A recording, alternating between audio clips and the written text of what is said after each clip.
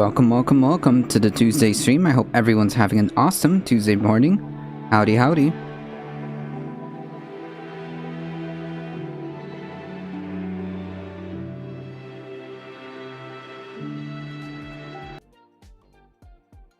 Alright, so hopefully today we don't have that much of an issue.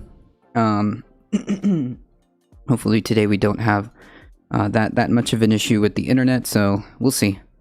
We'll see how things go. Hey Heat, how's it going?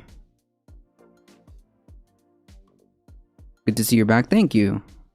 How you doing, Heat? How you doing, Fifth Dimension?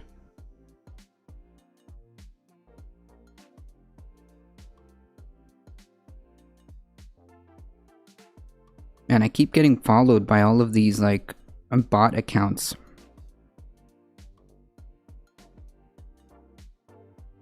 I'm awake, so that's good. That's step one. Step one is to be awake, so that's good. I'm doing alright. Not having the best day? Oh no. Why is that, Fifth Dimension? You doing alright? What happened?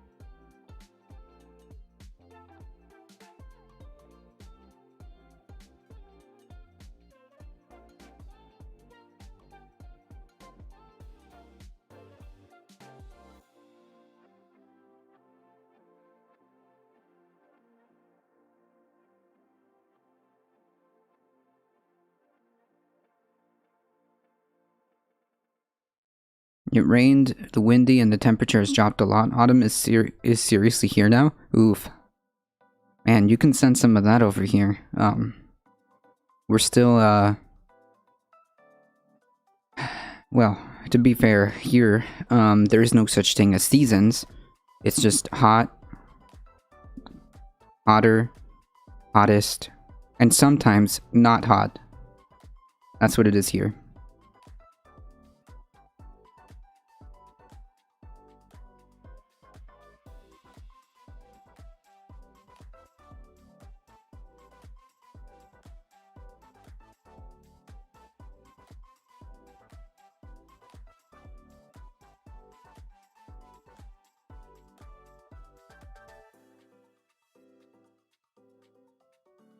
Tina!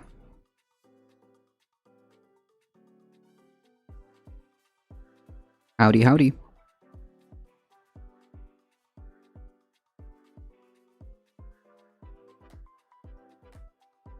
There are some wonderful folks in chat.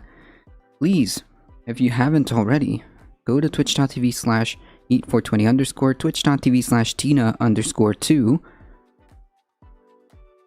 Please follow. Please go show support.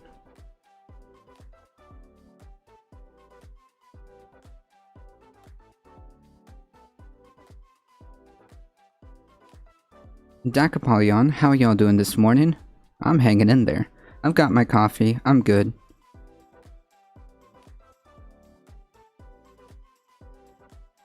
If you're not following, I will know.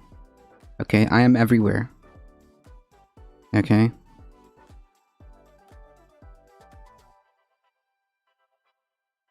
Just saying.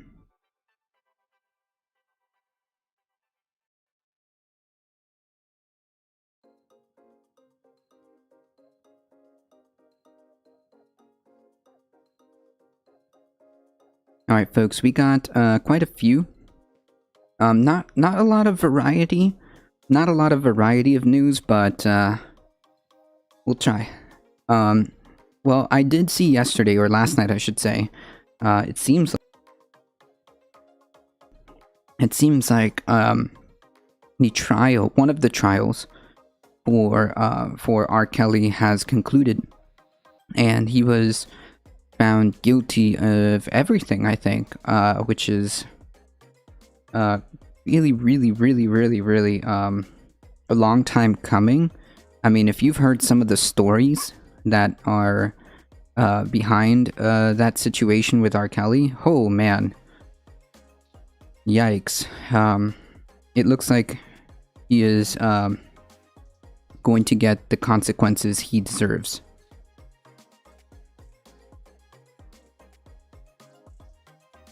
All the influence and power and money isn't going to get him out of this one.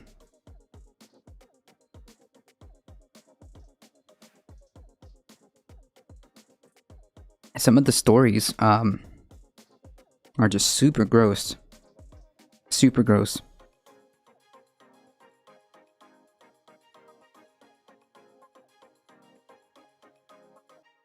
Apparently he also has more cases in other states.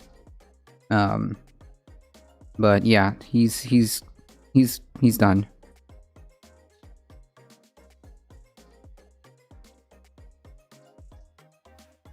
He's going away for a very long time, if not for the rest of his life.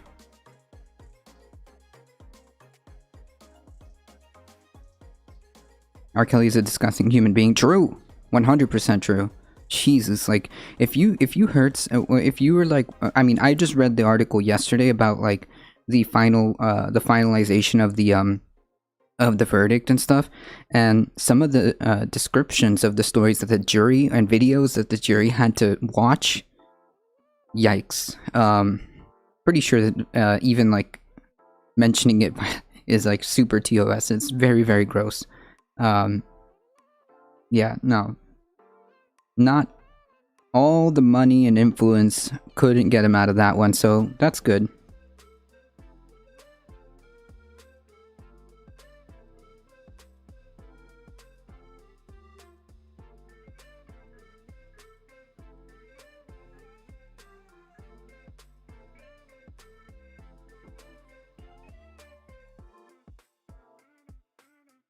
I can only imagine, like, being a juror, having to review all of that evidence. Ooh.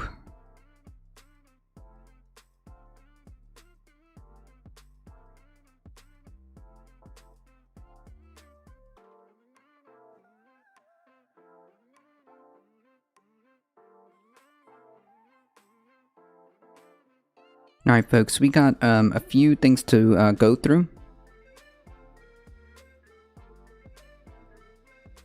I don't think that I emphasized this enough yesterday because we were having a lot of technical difficulties with the internet, so... Okay. I don't think we emphasize this enough because of all the technical difficulties. So I want to go over this article just really quickly.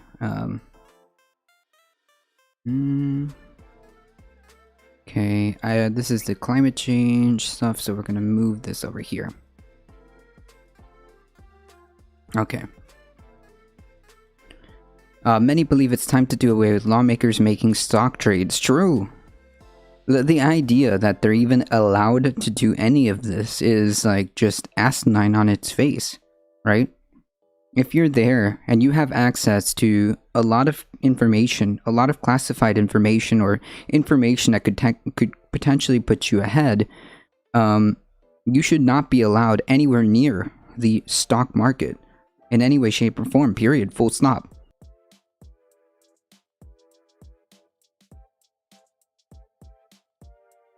And mind you, this is not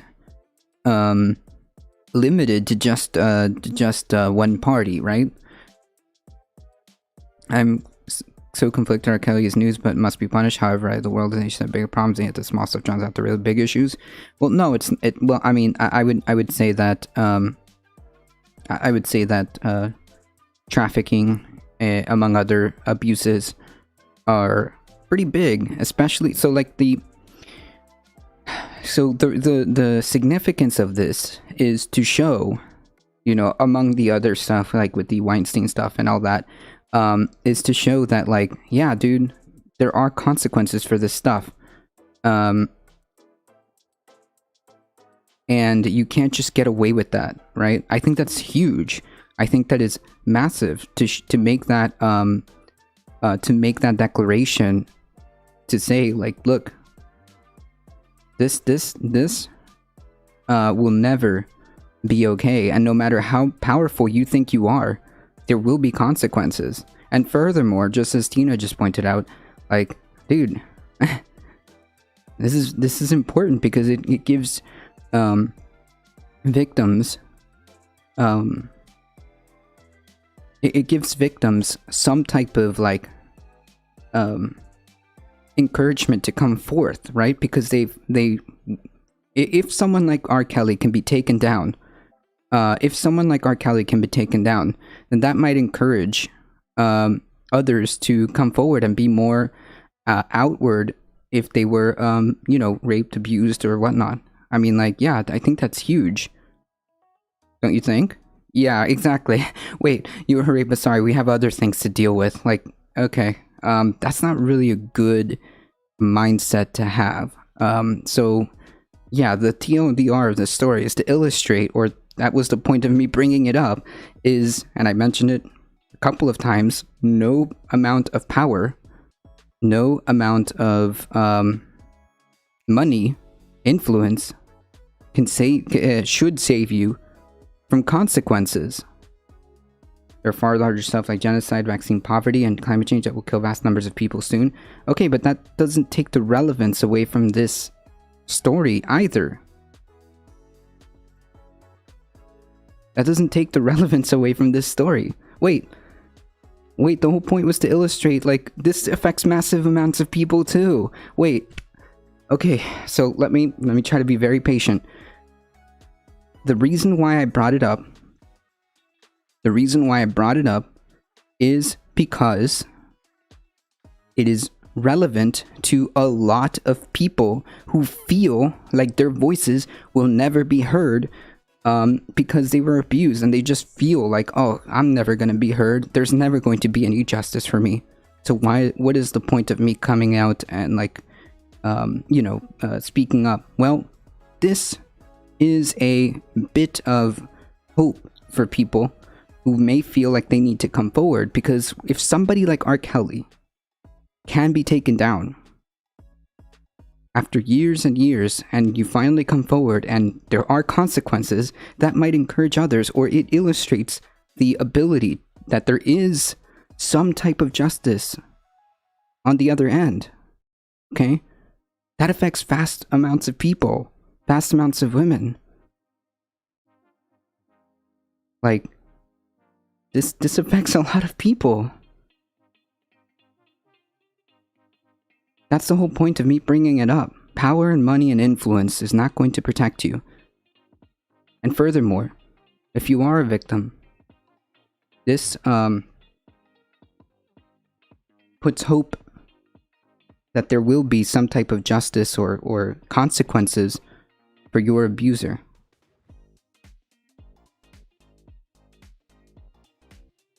I haven't met a woman in my 31 years that hasn't been raped. Ooh, yikes.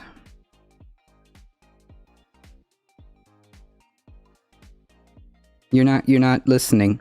You're not listening. You're not listening, my dude.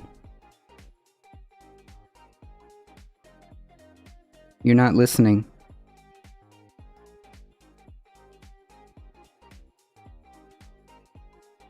You're not listening.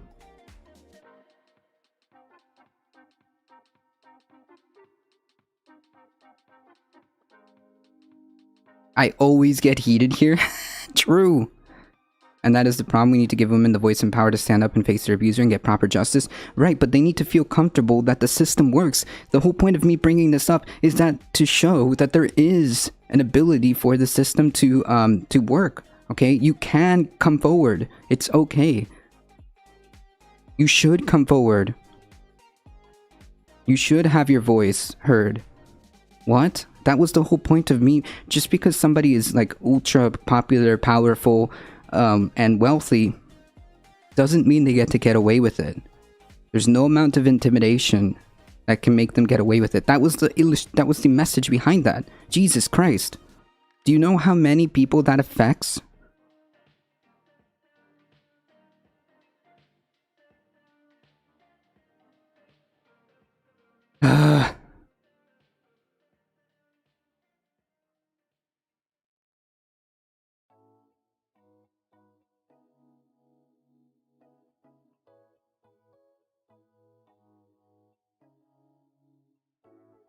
Right, that's the message that you're saying. Whether you think that or not, that's the message that you're conveying. Sorry that you were raped, but I just don't care. We have climate change or a bigger problem to worry about. Yes, we do have to worry about climate change, but we can walk and chew gum at the same time. Like, why, like, this affects people personally too. So, like, I don't know, dude. It's kind of, come on. We gotta think logically here. Think empathetically here. Jesus Christ.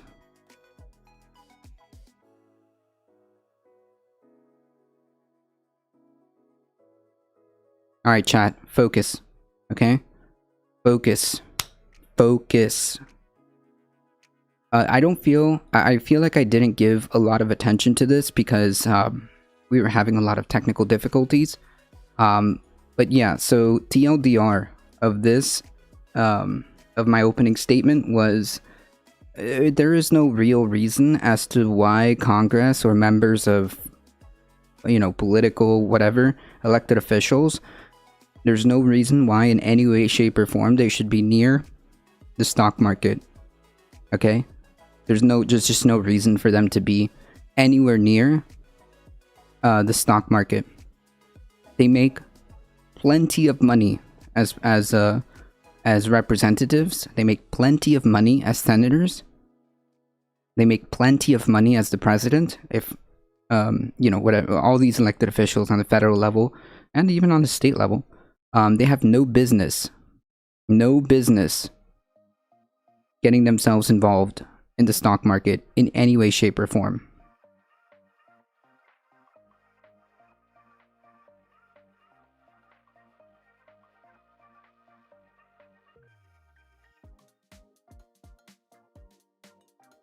Members of Congress are privy to a lot of classified information. If they use that information to boost their own personal finances, say in the stock market, that could land them in prison. The Stock Act, as the law is known, requires lawmakers to disclose when they trade individual stocks. There's a bipartisan trend lately, though members of Congress are ignoring that law or reporting trades late, sometimes several months after they make a big investment. Here's NPR congressional correspondent Deirdre Walsh. So there is a law that's in place. It's not legal. None of this is legal. They just don't enforce it. As we scroll down through this interview, Jeff Merkley, which I believe is a senator, Democratic Senator Jeff Merkley, voted for this law, but is blunt on how it's working. The Stock Act is pretty much useless. So there is a law in place, as we mentioned, but it's not enforced. Okay? The major problem is enforcement. Because if they begin to enforce it, then that means the party's over for everybody. Right? If they actually enforce this law, and they actually hold, like, these senators, representatives accountable, then that means the party's over. So it just incentivizes them to just look the other way, even though it's the opposite party doing it or their own party doing it. It doesn't matter. Because once somebody gets caught, and has to face consequences, then that means everybody has to face consequences and the party's over. So that's the problem with this. It's just not, it's just not okay. It just shouldn't be a thing, period, full stop. It just shouldn't be a thing, period, full stop. No, if there's a reason why in the Constitution we put an emoluments clause to make sure that, for example, the executive branch, the president, doesn't get any form of emoluments, then there's a reason for that. It's to curb corruption, or to at least have some type of guardrail in place against corruption. But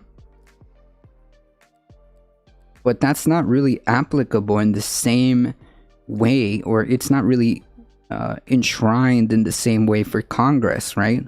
I mean, it's very simple. This shouldn't be allowed, period, in any way, shape, or form, period. I know that it's illegal, but,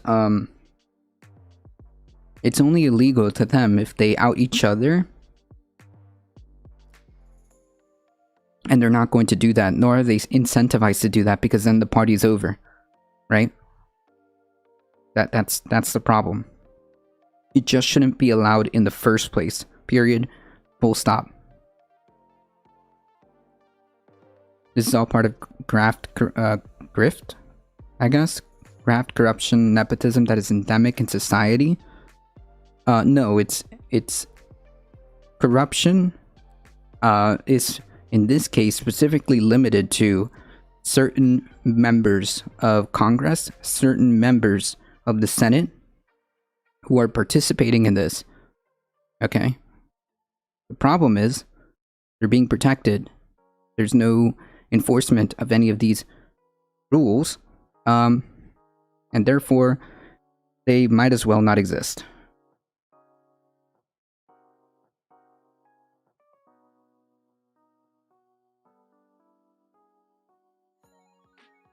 They might as well not exist.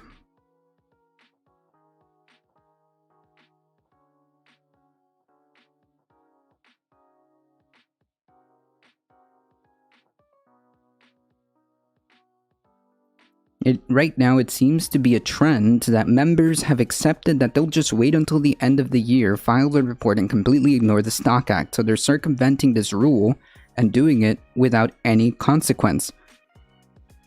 And that's the problem. Zero consequences for just flagrantly participating in what effectively is insider trading.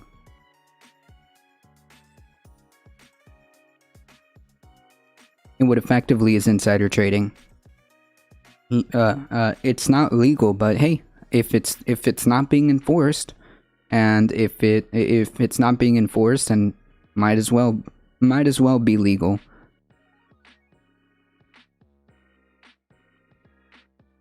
Ethics committees don't have to report if members pay fines. It's watchdogs like Payne's Group or media outlets like Business Insider that bring violations to light. So, like, wait, so you can just pay a fine, which is the cost of doing effectively what the cost of doing business, one would say, and you don't have to report anything. It just gone. Wait, so if you just make sure that you factor that in, that you're gonna have to pay an X fine, screw it, I'll just throw in that money because I know that I'm gonna have to pay fines, and yeah, I get to run away with I get to run away with a bunch of extra money. Cool.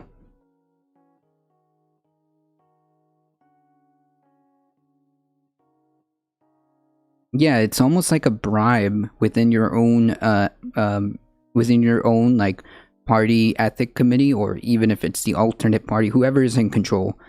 Whoever's in control is in charge of the ethics committees, and you just kind of look the other way, or you pay the fine, nobody has to report anything, nobody has to say anything, and both folks can continue on about their business.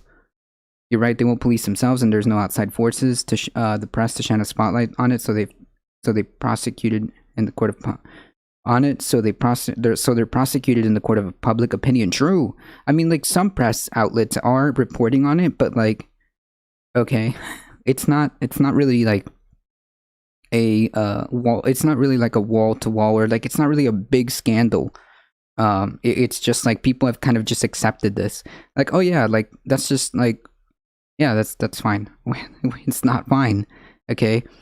And yeah, just like anything, why would you trust them to police themselves? It just shouldn't be allowed, period. If you're an elected official, okay, you should have no access to the stock market. Full stop, period. You should not have access to the stock market. You shouldn't be engaging in any type of trading or anything of that level. Full stop. There's no like if and or buts about it. If you are found to try to circumvent that by maybe funneling money in some weird convoluted way, then you should be removed from office, period.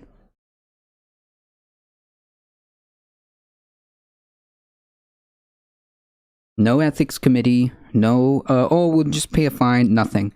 If you are caught circumventing that, and you're caught like shuffling money in weird ways to try to like circumvent that rule, then you're removed from office, full stop, and that's it. That's the end of it.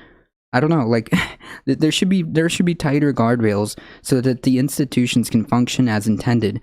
Unfortunately, as I talk about this, I talk about this all the time, but in order for us to have a healthy democratic system, the institutions must be strong. Okay, allowing insider trading, allowing the Congress to be broken, to be influenced, to be broken by the ability to get rich off the stock market is a violation of my three pillars of a good, strong democratic system. Right? The idea that a senator, can just willy-nilly violate the Stock Act is an example of the Senate, one of the many examples of the Senate being broken, of the Congress, the People's House being broken. Right? That is a violation. Especially if there's no transparency, which is a second pillar of having a good, healthy democratic system, right? If nobody's reporting on this, if nobody's putting this out for the public to see, like, hey, this person did this, and there's no transparency behind it, that's a huge problem. Taking advantage, favor, parental in favor, following on powerful coattails is built into our DNA. No. Wait, source? No. No, it's not. No, it's not. What? Anyways, today you're really not making sense, Fifth Dimension. You're just all over the place today. I don't know if it's the coffee you drank, or the tea that you drank, or the water that you drank, but no. I have a huge social study test in 20 minutes, and this stuff is what I struggle with. Oof. Well, good luck. Good luck, Dendara.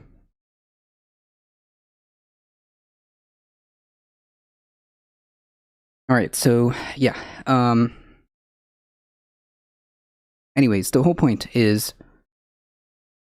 it incentivizes for our institutions to be broken, right? Our representatives are no longer incentivized to represent us, and they haven't for quite some time, because they're allowed to circumvent any accountability or anything like this through stuff like this, through shenanigans like this. I mean, like, yeah, there's a law against it, but if there's no enforcement, then it doesn't exist.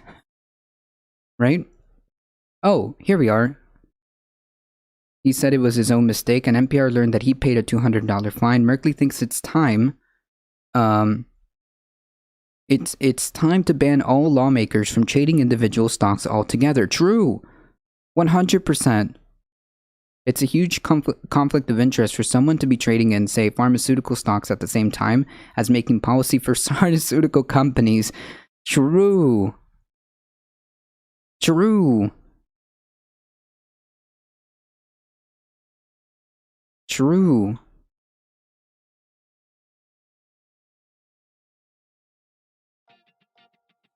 Hey Dustin, how's it going?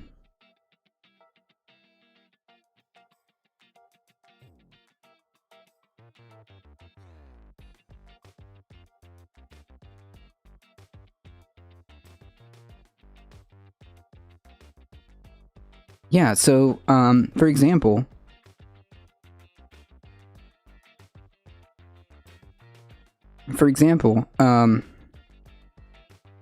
wow, it's just a massive coincidence that Joe Manchin has a personal vested interest in coal, because he owns a piece of coal, something I forget, is it a coal mine, or he has, or his family has something to do with the coal industry. I believe he is part owner, or his family is part owned of the coal industry.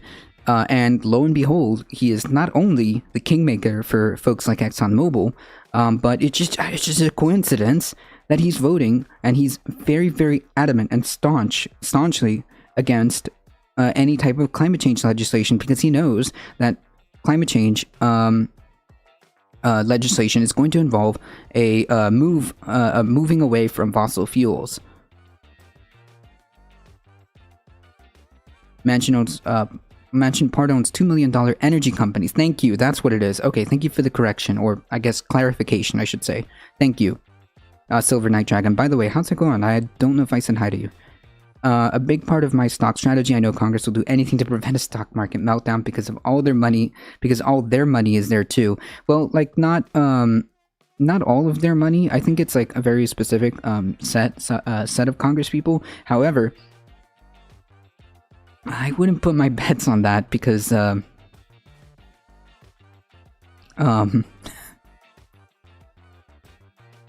collapse could happen regardless of any attempts from Congress. A whole market collapse can happen regardless of congressional intervention. You did? Oh, okay, good. I'm just making sure. Anyways, TLDR, this is massively problematic and violates all three, two, actually, I should say, two of my 3 pillars for a healthy democracy: transparency, because people don't really know about this. They're not required to report anything if they pay the fine to the ethics committee, so that's a lack of transparency, which breaks the second rule. It also breaks the first one, which is strong institutions. This is breaking that as well. They're not incentivized to represent people. It's not functioning as intended. They're not representing us at that point. They're just representing themselves.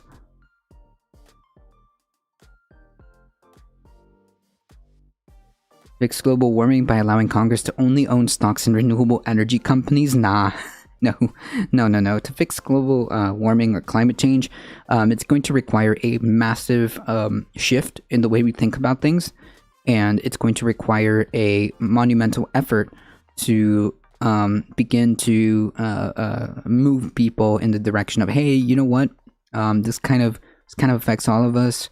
At this time, we don't really have any other options. There's no planet B. There's no the technology and the market innovations aren't going to come and save us anytime soon. So clearly, the best course of action is to get strong, get a robust policies in place to move ourselves away from renewable energy. To remove ourselves from fossil fuels, to move towards renewable energy as quickly as possible in as many ways as possible. And to have a shift in the way we think, right? In other words, a reorganization of our priorities is in order. Okay, this is not sustainable. The system we have is not sustainable. The way we consume consume is not sustainable. The way we have our economic setup is just not sustainable. I'm sorry. We're gonna have to reorganize the way we think about these things, and that's gonna change, and that's gonna require us to change people's minds, and to make them see that we need to work together in order for this to work. And failure to do so is going to end up causing way more harm. It's going to be way more expensive, and in a lot of cases, it's going to lead to very catastrophic events, irreversible damage, and a lot of people suffering, a lot of people losing not only their lives, but homes. A lot of parts of the world will start to become uninhabitable, and parts of the world are no longer going to be able to grow food. The water supply is going to be very tougher than it is right now, which is going to open the door for conflicts, because it turns out, and I know this is news, but it turns out people need food and water. I know, amazing, isn't it? People need food and water, and if we can't grow food, or if we can't get water in ways we're used to, and it becomes scarce or unable to be grown or to be pumped out, or we have no way of getting food or water, huh? That might be a bit of a problem, don't you think? Just putting that out there. Just putting that out there. Anyways, we'll get to the climate change stuff. So I'm going off on a tangent. All right.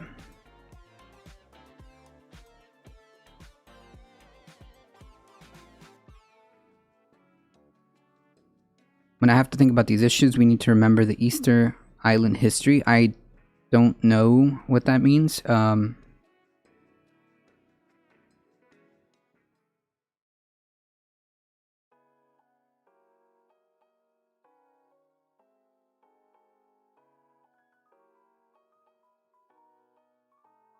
Oh, massive deforestation. Massive essentially it's like a weird um I guess micro window into what what could happen. Interesting. I mean, we don't have to go to Easter Island. Just go to Florida. Just go to California. Just go to Greece. Just go to Germany. Just go to, oh wait, you mean the entire planet? You don't need to go to Easter Island. Siberia, on fire, or was on fire. Canada on fire. The entire West Coast on fire. Heat wave after heat wave after heat wave, which killed people. The bizarre, unprecedented winter storm in Texas. Louisiana just got hit by a hurricane. The largest hurricane besides, I think it was Katrina, wasn't it? Since the 1800s? I mean, we don't need the Easter Island a story to illustrate the significance of climate change. It's already here. It's already here. And it's on every continent. I mean, like, I can point to almost any continent that I can think of just off the top of my head. Australia, on fire. So, like, I don't know. I think it's very apparent. But I see your point. Yes, massive deforestation is a problem. Especially massive deforestation for the purposes of animal agriculture, and massive deforestation for the purposes of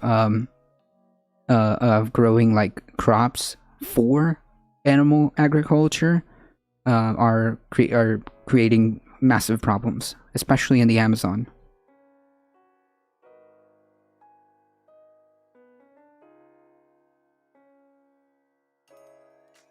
The unique thing about Easter Island said they had a successful society that got hijacked by bad ideas, and they destroyed their society and could not even leave to survive. I'm not sure the full story, but and there's a lot of like historical contradictions. That some historians are like unearthing some new stuff. So, but I think that the entire, I guess, story. Let's call it a story. There is a lesson behind it, right? We do have, in situations, we do have finite resources, and the massive overconsumption of said resources are going to lead to problems, right? That's what it is. It's a story of like over consuming and not paying attention to this. Yeah, it is globally. And that was my point. Exactly, Tina. I mean, I could just literally go on a map and just blindly put a pin on a map, and I can probably tell you an incident that happened within this year regarding climate change. So yeah, it's not necessarily unique or specific, but I suppose the lesson still stands, right? I mean, what I'm saying is you don't need the Easter Island history. You can just see it all around you. It's here.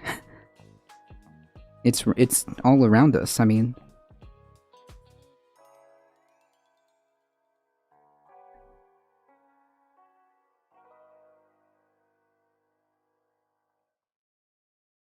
Alright, I'm going off on a tangent.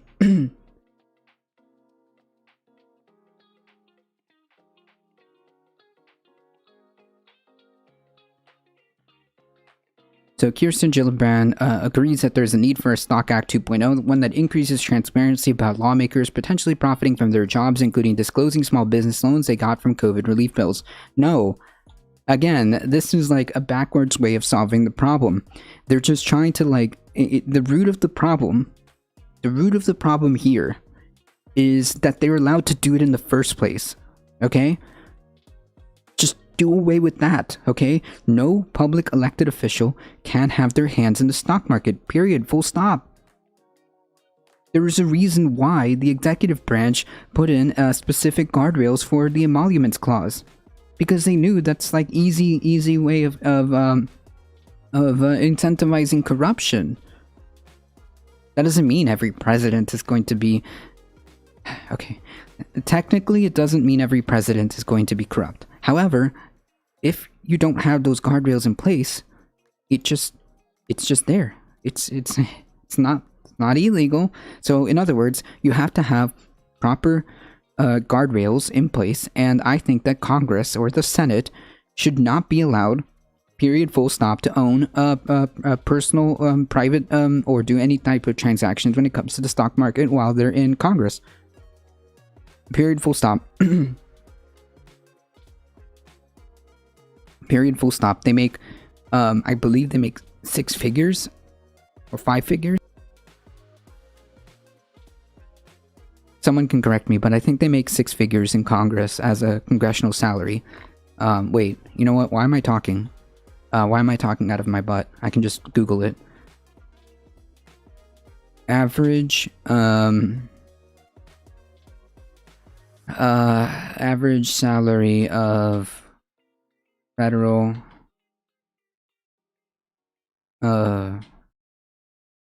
Congress?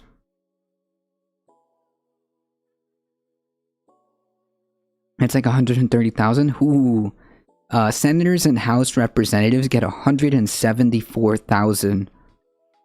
The majority leader and minority leader of the Senate gets 193,000.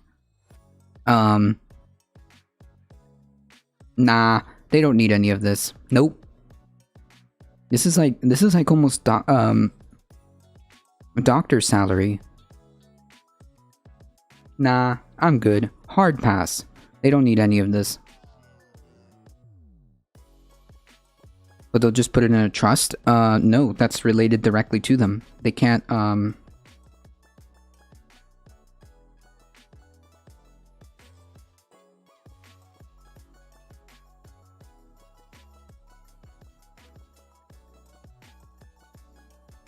Hold on.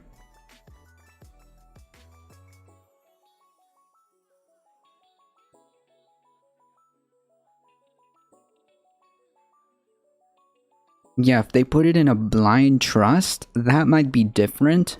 Because I don't think they have any control of that. I don't think they have any control of that. No, he didn't put it in a blind trust. That's the problem. Trump didn't put it in a blind trust. He kept it in the family and was, and did not put it in a blind trust. So technically, he could have been involved and we would never know it. There's a difference between a blind trust like that, which I believe was the whole thing that Jimmy Carter did, because he was at that point not in control or knowledgeable of anything that was happening with this little peanut farm or whatever. That's different. That's different. They want to go that route.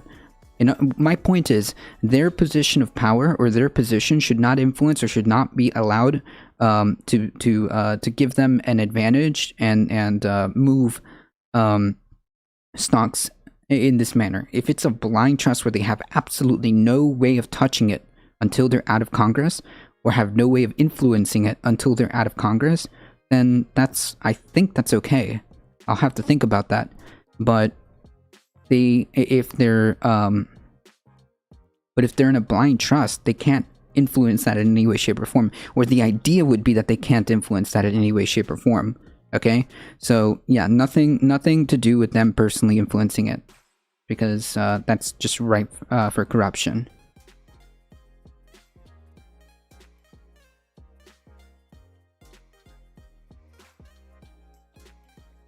I can guarantee you that each year, every year, there'll be a scandal related to stock trading. Yeah, because it's allowed. Because it's allowed.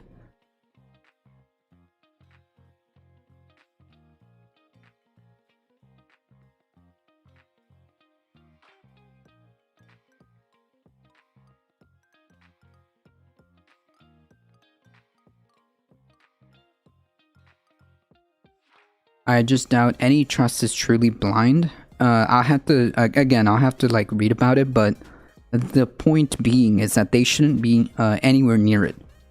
Just just create a congressional pension and it's all they're allowed to invest in? Okay, I mean, like, yeah, just anything that doesn't involve them having a specific advantage. Almost all of them are the point is they shouldn't be allowed to influence or get ahead because of the information that they have in any way, shape, or form. Period. Full stop.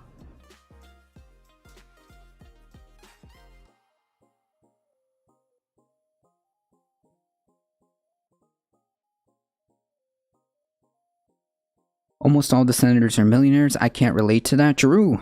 But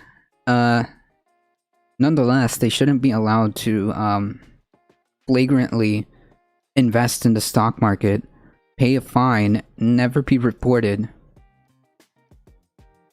and no consequences.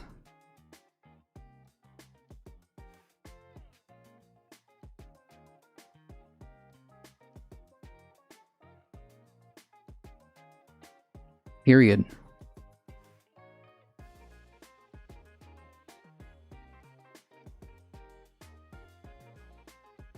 Period.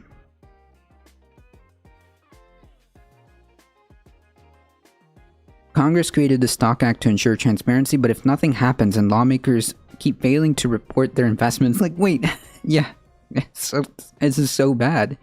Like, how would you expect them to report their own investments? That's no, just no. You're not allowed to do this in any way, shape, or form. Period. It would be tough for the public to know whether the people they elected are making decisions to benefit their constituents or themselves, or their special interest. Yeah, good question. Good question.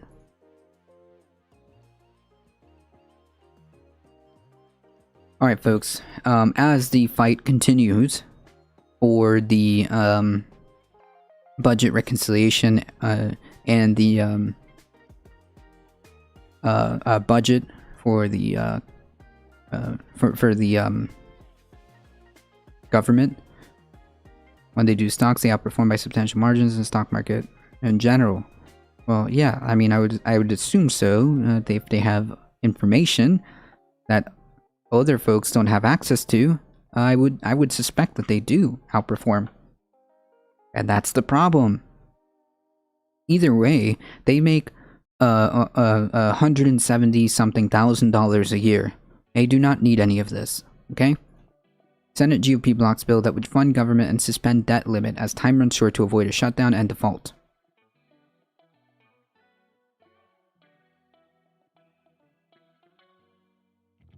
Senate Republicans on Monday blocked a bill that would fund the government and suspend U.S. debt ceiling, leaving Democrats scrambling to avoid a possible economic calamity. What are these words? A possible economic calamity. The House passed legislation would have funded the government into December and suspended the U.S. debt ceiling into December of next year after the midterm congressional elections.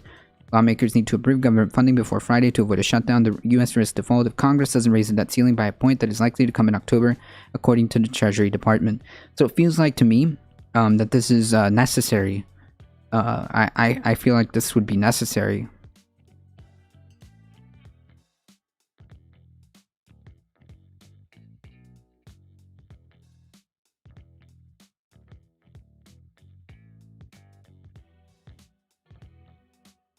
Most of them, most are ahead, millionaires before they even run. I don't like the stock market. It buffers people too much from liability for the company. You can hit and run, inflate a company and run away with the profits and watch it burn. True. I think that there should be a law where if a lawmaker makes more than 70K outside their salary, they don't get one from the government. The fuck, 175K, while many of them are multimillionaires. Good point. Good point. Maybe like depending on the situation of the but then you'd have to evaluate each one by one. Maybe you don't have to pay everybody 175K. Maybe you can lower that by a substantial amount, and that would still be more than enough, especially with all the perks they get from the government. That should be more than enough for a living wage, especially since the majority of them do, or as Pat Rat said, most of them are already quite wealthy. So yeah, I think that a reevaluation of the congressional salary for the Senate and the House is in order.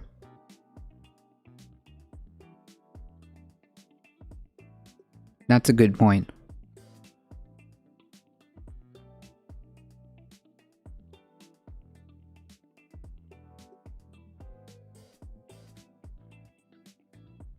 After every House Republican opposed the measure, Senate GOP also refused to help Democrats suspend the debt limit. In a 48-50 vote, all Republican senators opposed advancing the legislation. Senate Majority Leader Chuck Schumer voted no as a procedural move, so he can bring up the bill again later. Democrats now have to pull off a daunting series of maneuvers to avoid a sequence of events that could ravage the economy and cost millions of Americans their job. Okay, but what does that mean? Does that mean if the government is shut down, then a lot of this aid is gone and a lot of this other stuff starts to domino effect? Is that what they mean? The Republican opposition may force them to pass a short-term funding bill with GOP support, then approve a debt limit suspension on their own, potentially as part of their up to $3.5 trillion budget reconciliation plan. The Republican Party has solidified itself as a party of default, and it will be the American people who pay the price, Schumer said after the vote. It seems to me regardless, we're going to have to do this. Especially if we need to invest massive amounts of money in infrastructure and social programs. I think that this is first of all beyond overdue, and I don't think that this is going to cause a big economic impact like people think it might be. If you invest trillions of dollars in infrastructure and getting new jobs, increasing education, which also has its own return on investment, increasing for example SNAP benefits, all of these things have return all of these things have positive returns for society. So I don't get it. I think that investing in these type of things, especially green infrastructure and things like this, is important. It not only is needed, there's no if and or buts about it, and our infrastructure is pretty bad. There are communities who still have lead pipes. There are communities who's still suffering from this in the United States. So yeah, I mean, there's no real if and or buts about it. It's necessary, and it's necessary to scale our green infrastructure as part of our plan to save money in the future. Because you know what else costs a lot of money? All the damage that's going to be done by hurricanes, wildfires, and such. So yeah, all of this is just needed. It's just necessary. We have to do this.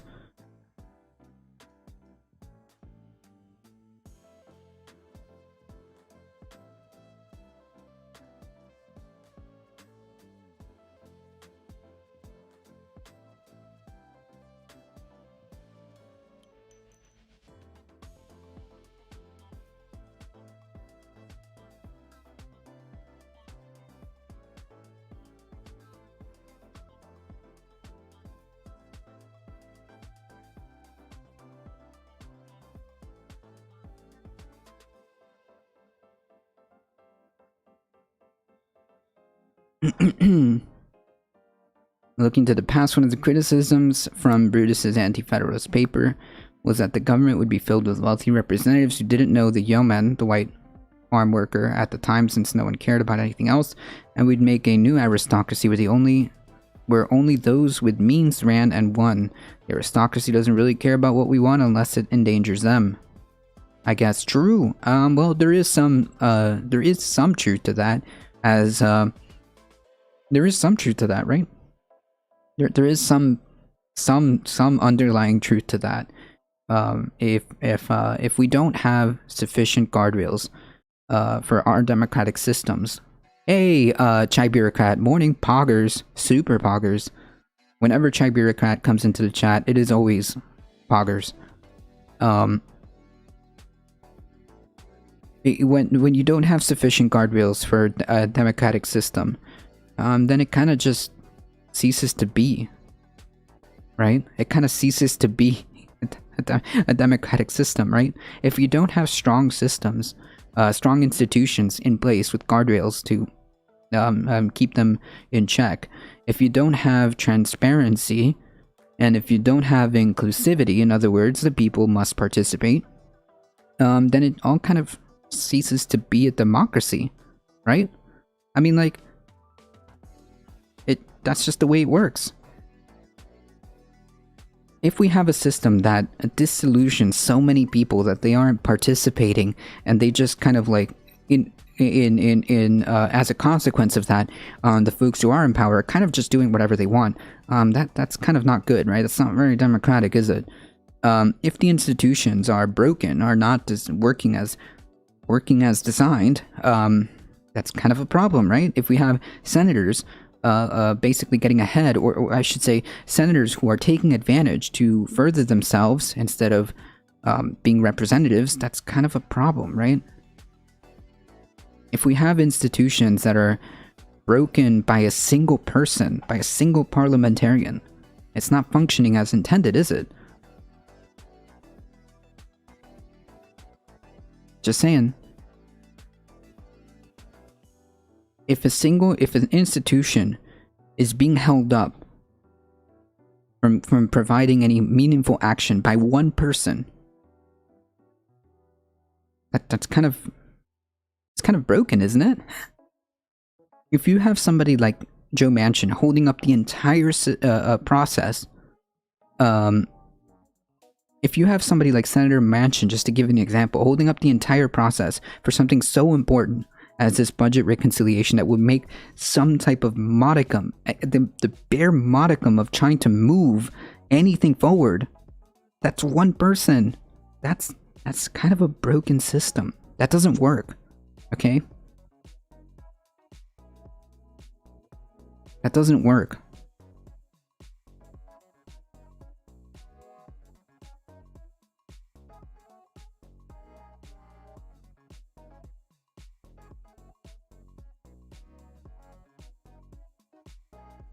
Essentially an oligarchy, something to that effect, I believe. Something to that effect, I believe. We have like a pseudo, and I use this word lightly, pseudo democracy, where like technically we get to somewhat have a somewhat of a you know, we have a representative democracy, and I use that, or representative republic, and I use that in a very loose term because it's not even doing that, is it? The Senate was designed that way, Sage. Yeah, it seems like it, but it can be changed, or here's another solution, but I doubt this will ever happen. Just incorporate it and make it one large house, right? One large house, a huge house of representatives, and that's it. Like that, like they have it in Europe. If you want to reform it in a way, just sink the Senate into the House and make it all part of one big, like House of Commons or something like that.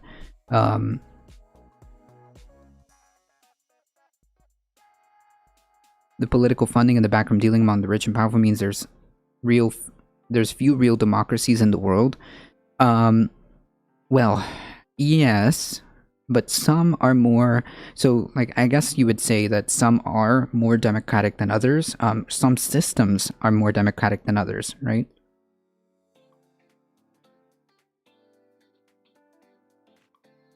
Oh, yeah, that makes sense. Comrade Soul, that makes sense. Our very forming was such as that we gave outside power. Yeah, to balance to the slave states so they get along with us. The bicameral system was one of those compromises because the slave states felt they wouldn't be represented because there were more non-slave states, and therefore, well, the original purpose of the Senate was to make sure, to make sure that smaller states or the minority wouldn't be left out of the conversation. But I don't know if like that is necessary, right? Nowadays, I don't think that's the same thing comes with the electoral college. It's like extra steps for no reason, no real valid reason, anyways.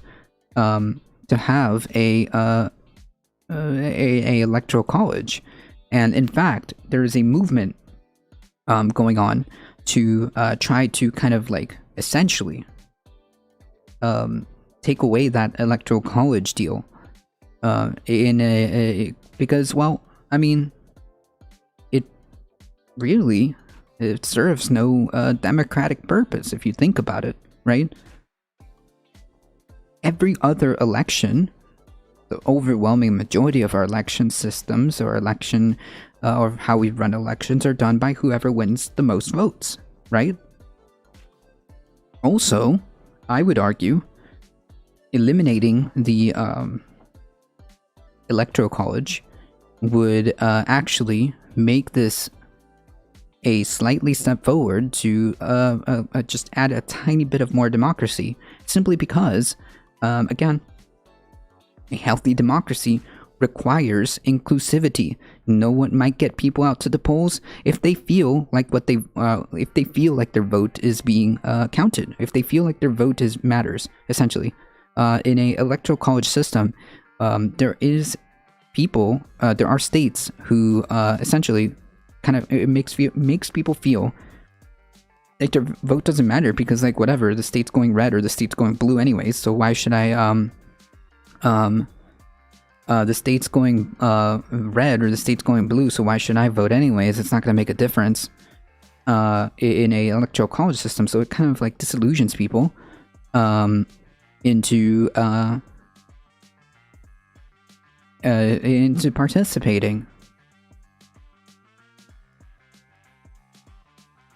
First past the post is not democratic. Full proportional representation is the only way. I think it's a better way. I don't know if it's all the answers. I don't know if it's all the answers, but it is a better. It is a more democratic system where people might feel like if I find a home in X, Y, or Z party, then I'm gonna go vote because I know that, hey, if they get 1% of the vote, at least 1% of that is going to represent me, and I'm gonna get out there and vote or whatever. Or if the point is, a democracy works when people participate in it. Hey, I'm a new follower. I hope you're well. Hey, thank you for the follow. I appreciate that. From the UK. Howdy. The Interstate Compact has 36... that's what it is. The Interstate Compact. Thank you. Has 36% of the votes at the moment. 195 out of 270 is the goal. Gotcha. Yeah, okay, thank you. That's what I mean. And that's how it should be. I mean, like, the person who gets the most votes should win, period, full stop. Yeah, that seems pretty logical, right? That seems pretty logical. And it might get more people out to vote because, well, yeah. If your vote is one person, one vote, and it counts, then more people will go out there and vote. They feel like their vote will mean something rather than, oh man, I'm in a red state, or oh man, I'm in a blue state, so what's the point? Nevada almost joined the compact, passed both houses only to be vetoed in 2019. Boo.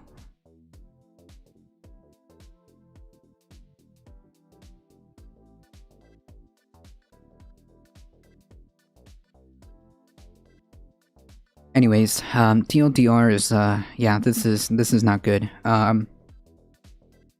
This is not good. And I think that we have to come to terms with the fact that we're going to have to mobilize our reorganize our priorities in order for us to be prepared to face the challenges that come in the future. And you know, we can't be stuck here in gridlock, because if nothing gets done, then we're going to suffer down the road.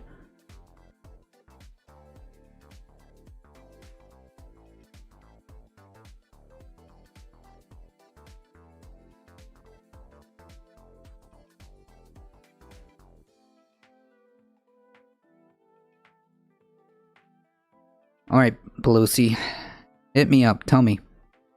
House Speaker Pelosi told Democrats on Monday that the passage of the $550 billion infrastructure bill must not wait for the president. Multi-million safety net bill, saying the larger package is not ready yet for a vote. In the private caucus meeting, Pelosi said the party must make difficult choices because the dynamics have changed and Democrats have not yet agreed to a spending level, according to a source familiar with the meeting. Wait.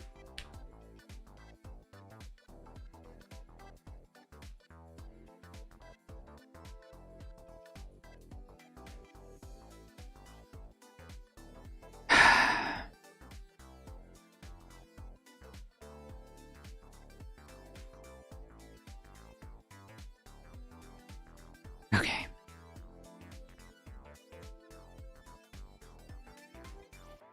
Quote, I told all of you that we wouldn't go on the infrastructure bill until we had the reconciliation bill passed by the Senate.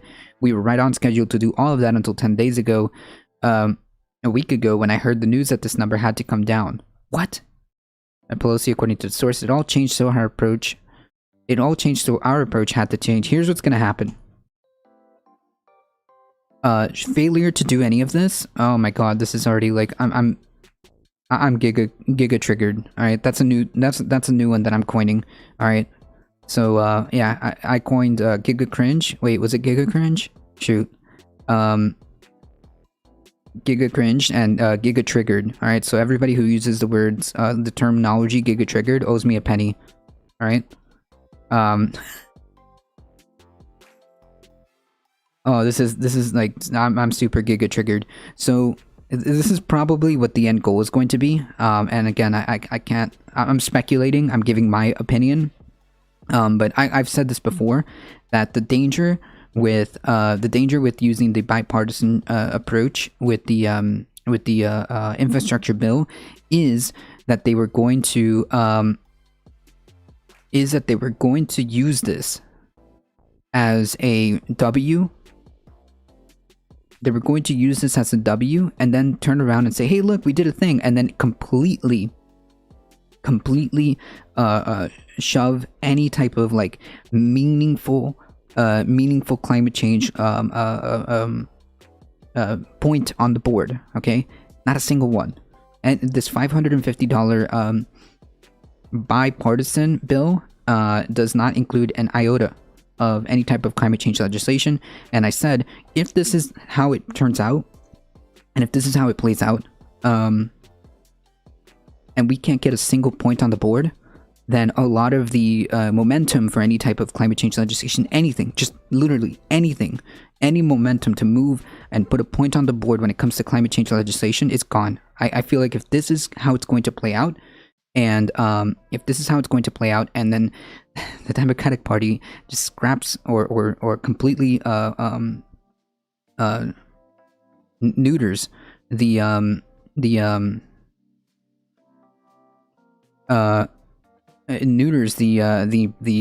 budget reconciliation version, then for all intents and purposes, then the momentum is gone. To build back better is too extreme. We need to build back where it's true. Last week, you cheated to us. U.S. is ruled by two right-wing parties. So the Dems watering down legislation is reinforcing that. Yeah, wait. Wait. Hold on. I pretty sure I didn't. Oh wait, maybe I did. Maybe I did play that video. So basically, the Democrats watering down this legislation is reinforcing that? Possibly. I don't know if that's relevant. However, the Democratic Party was elected to do the change that was on their platform, okay? One of the big ticket items was increasing social safety net that are important, dealing with coronavirus economic relief, and climate change was another one that was on their platform.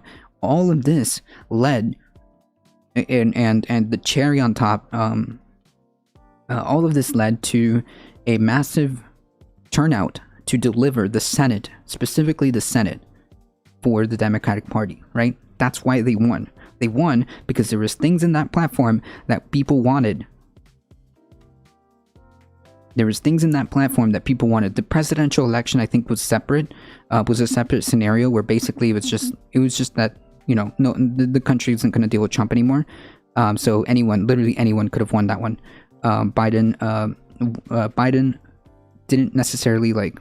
It was more of a verdict on Trump than it is like, oh yeah, everybody's super excited for Biden. I don't think so. I don't think that's the general trend of the country. Of why they voted for Biden. I know that there is a contingency that is super completely defends 100% of like the Biden administration, which is whatever. But that's not why the country voted. I think the country voted so that Trump doesn't win. That's why he was elected. Okay, but the Senate had a completely different dynamic. The senatorial races that were crucial had a completely different dynamic. They won the Senate based on very specific things on their platform that people wanted. And the reasoning for that, remember, this is what they told us. The reasoning for that was, hey, if we get the presidency, which seems pretty likely, and we keep our House majority, and we get the Senate, then we can do all of these awesome stuff, right?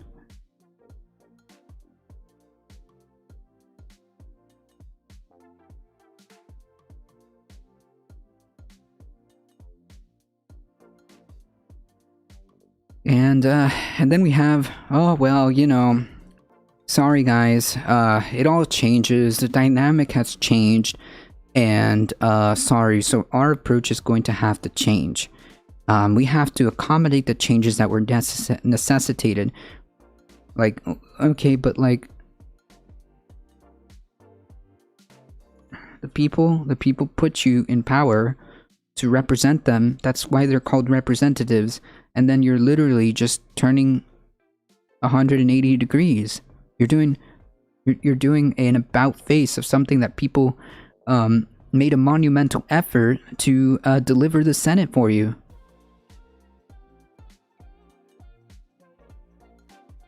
You know what's going to happen, right? You know how this is going to play out. Guaranteed. Well, okay, never mind. I'm speaking in hyperbole. But the likely scenario of what's going to happen, a very possible scenario, I should say, is well, here it is.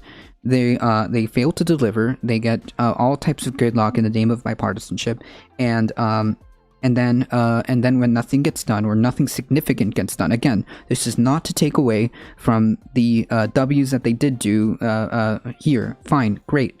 You did a couple of good things, but anything significant, any real significant attempt to address the problems, gone. And a failure to do any of that, everyone's gonna just turn their heads away. Why would you? Why would I go, and I'm just speaking as like a regular voter, why would I vote for the Democratic Party after they failed to deliver, right? Like, wasn't there like a big thing that they were supposed to do, and they like, you know, said that they were going to do X, Y, and Z, and like they couldn't really accomplish it. Like they did some good things, okay, fine, sure, but like the whole reason why they were there is to do X, Y, and Z, and like they didn't really do that. So how do you think that translates into energy for the 2022 midterms? It's not good. You're not going to have that same energy. I'm sorry. That was a one-time opportunity that you had right there. That was the one-time opportunity you had, and it seems like they're squandering it. We'll see, but it doesn't look good. And you know what's going to happen? They're going to get swept in 2022, and then they're going to and then they're going to lose in 2024. Period. I think that's a possible scenario. Once we all come to the realization that all the Dems want to do is meekly present themselves as slightly less ghoulish than Republicans, give up a few seats, cheer them, fundraise, and win a few back, it's all a money-making grift. I don't know about money-making, but it's more of a I want to be a I just want to be in power. That's pretty much it, and I'm comfortable in my position of power. And as long as I don't have to do anything, and I can just kind of like free coast and get elected by by doing nothing, then then yeah, I don't know if it's well, I guess in a way it is a money making grift. But I think that like they just like to be in power, especially since there's like clearly no incentives to check themselves and things like that. So I don't know, maybe it is just about the money. To me, it seems to me like they just can't give it up. They just can't give up the power. I mean, think about it. How long has Mitch McConnell been in power? How long has Nancy Pelosi been in office? I mean, years and years and years and years and years and years, right? I don't know. That's like, what more money could they need? I think it's just about power. They also employ the fear factor of what the other side will do. Yeah, which is a legitimate thing, but like it is a legitimate concern. But they don't.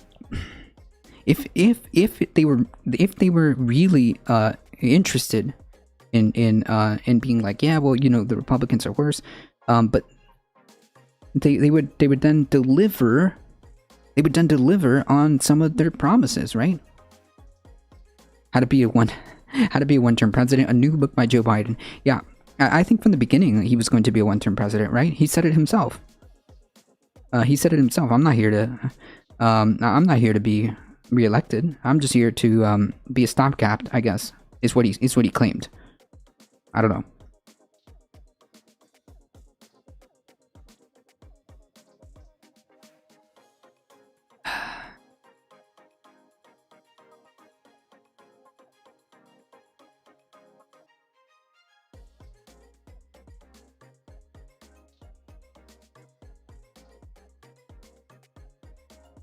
The remark represents a significant reversal for Pelosi, who vowed in June that the House ain't going to vote on the infrastructure bill until the mega bill has passed the Senate, which was the original idea. That was Biden's plan. That was the plan.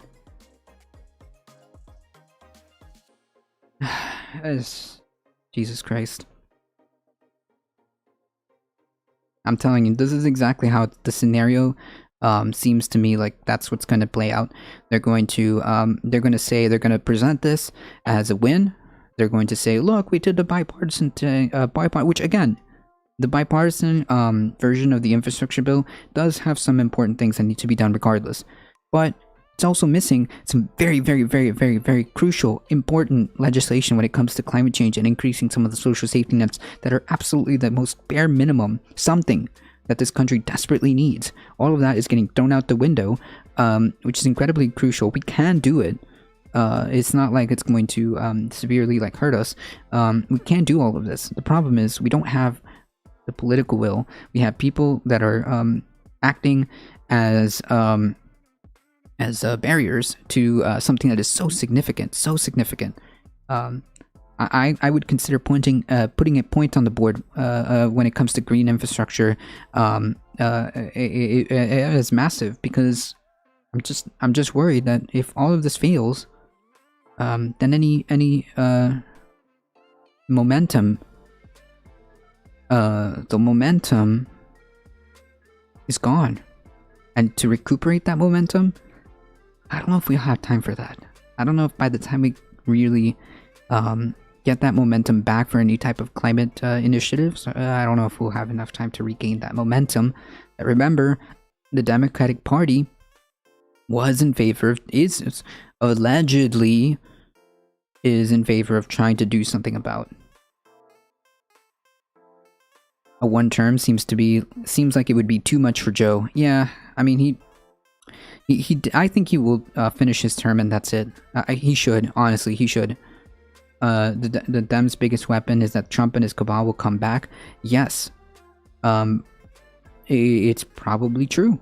In fact, I think that if the Democratic Party is so out of touch with reality and so arrogant in their ways of thinking, that if they run Joe Biden again, or even someone like Kamala Harris again, Trump is definitely going to run. You know what? I think he might win. It's not guaranteed, but I think he might. I think he might, depending on what happens. Depending on also how the midterms flow. It's possible. I mean, like, how many people are genuinely, like, excited about a, how many people are genuinely excited to hear that, Kamala Harris, will be, like, running? I don't know if she even has the national platform. It's the same reason why I don't think, a Mike Pence candidacy would win. I just don't feel like they're capable of having like that national platform. Whereas someone, for example, I mean, I don't even know who they should run at this point. But definitely someone who is who has the conviction to do what is necessary to put forth the policies that will get this country to progress this country forward, right?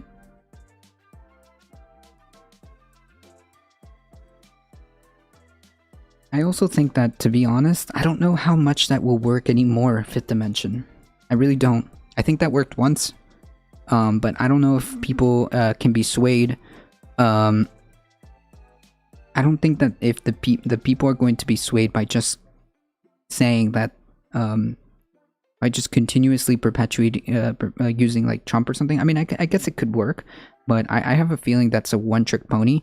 So who knows if that's gonna work out? Kamala is going to be the best outcome. You think so? Just speaking from like strategically point of view, you think so? Like, I don't know. Maybe I'm out of touch with the general sense of how people feel, but I don't know if she generates a lot of excitement when it comes to like getting people out to vote. Elections, I mean, like, I don't know, maybe I'm wrong, but that's from a strategic point of view. I don't know. I think that I don't know. Maybe I'm wrong. Maybe I'm wrong in judging the energy behind Kamala Harris, but I don't know if she has that energy behind her to get people out to vote, right? I don't know. Oh, I see. Okay, so yeah, I mean, like, strategically, if the options are Joe Biden, Kamala, Trump, or DeSantis, yeah, okay, yeah, of course. Yeah, given those choices, absolutely. Yeah. Jesus, why? Oh, man. Oh. Jesus. So, effed up. Sort of, but like, not completely effed up, but like, effed up a little bit, versus like, straight up, like, we're gonna go into some like, real, like, far right shit. I don't know. That seems like, oof. Yikes. These are not optimal choices. These are not the choices that I want.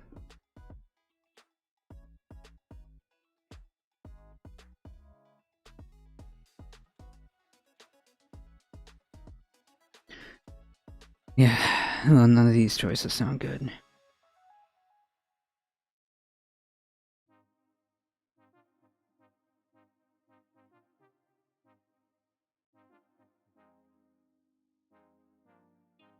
The thing about Kamala that may that gives her the edge out of these four candidates is that she seems to go with like wherever the political winds take her, and if enough people get behind climate change, then she would just shift her political sail to go with that. So that would be an example as to why she might be more favorable than Joe,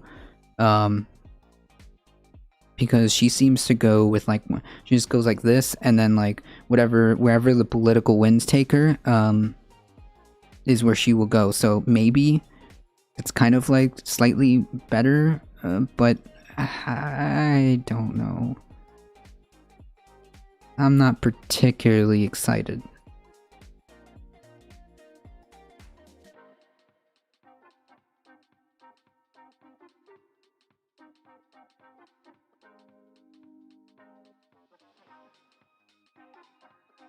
Alright, so TLDR, this is giga cringe and incredibly frustrating, because I think I see the writing on the wall. They're gonna say, oh, we just can't do it. We had the bipartisan one, and that's it. That's all we're able to do. Sorry, guys. Sorry, we can't do it. And then the really important stuff that just gets dropped, and the Democrats will tout this as a win. People may or may not buy it, but I don't know. This seems really bad. This seems really bad and really frustrating. Okay. Alright, folks. COP26, let's talk about it. Grand Canyon! Intro, done. Hey y'all, it's Becky here from the Beckosphere, where we talk about climate news and solutions. You have entered the climate recap, where we talk about what can be done to reduce the impacts of and prepare for climate change. Again, not mitigate and adapt, because that's climate jargon. Anyways, this week we're going to do 2 weeks worth. Wait, what did she say? Hey y'all, it's Becky here from the Beckosphere, where we talk about climate news and solutions. You have entered the climate recap, where we talk about what can be done to reduce the impacts of and prepare for climate change. Again, not mitigate and adapt, because that's climate jargon. Anyways, this week we're going to do 2 weeks worth, because if you look at my most recent polls on Instagram and Twitter, and also on my YouTube community tab, I asked whether or not I should keep doing weekly or whether or not I should end up doing bi-weekly, and y'all mostly agreed bi-weekly would be better, so that I can then have the opportunity to do deep dives and stuff like that. So that is what I'm doing, which means y'all are getting more content per time. So that would be fun. This week, we're going to talk about news from September 10th to 24th. So let's go ahead and get started. A new study out of Yale Climate Communications looked at different people's reactions to different names for natural gas based on their political affiliation. They asked people about terms natural gas, natural methane gas, methane, methane gas, fossil gas, and fracked gas. Did you get all that? Both Democrats and Republicans responded positively to natural gas and negatively to methane and methane gas.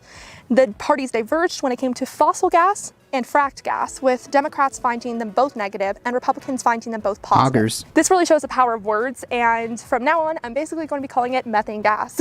True. Oh, that's such a good point. True. So, the way people perceive things is incredibly important, and I guess this should also emphasize the point of when we talk about stuff, especially when it comes to climate change and in the realm of scientific stuff, we should be as accurate and very careful with how we communicate.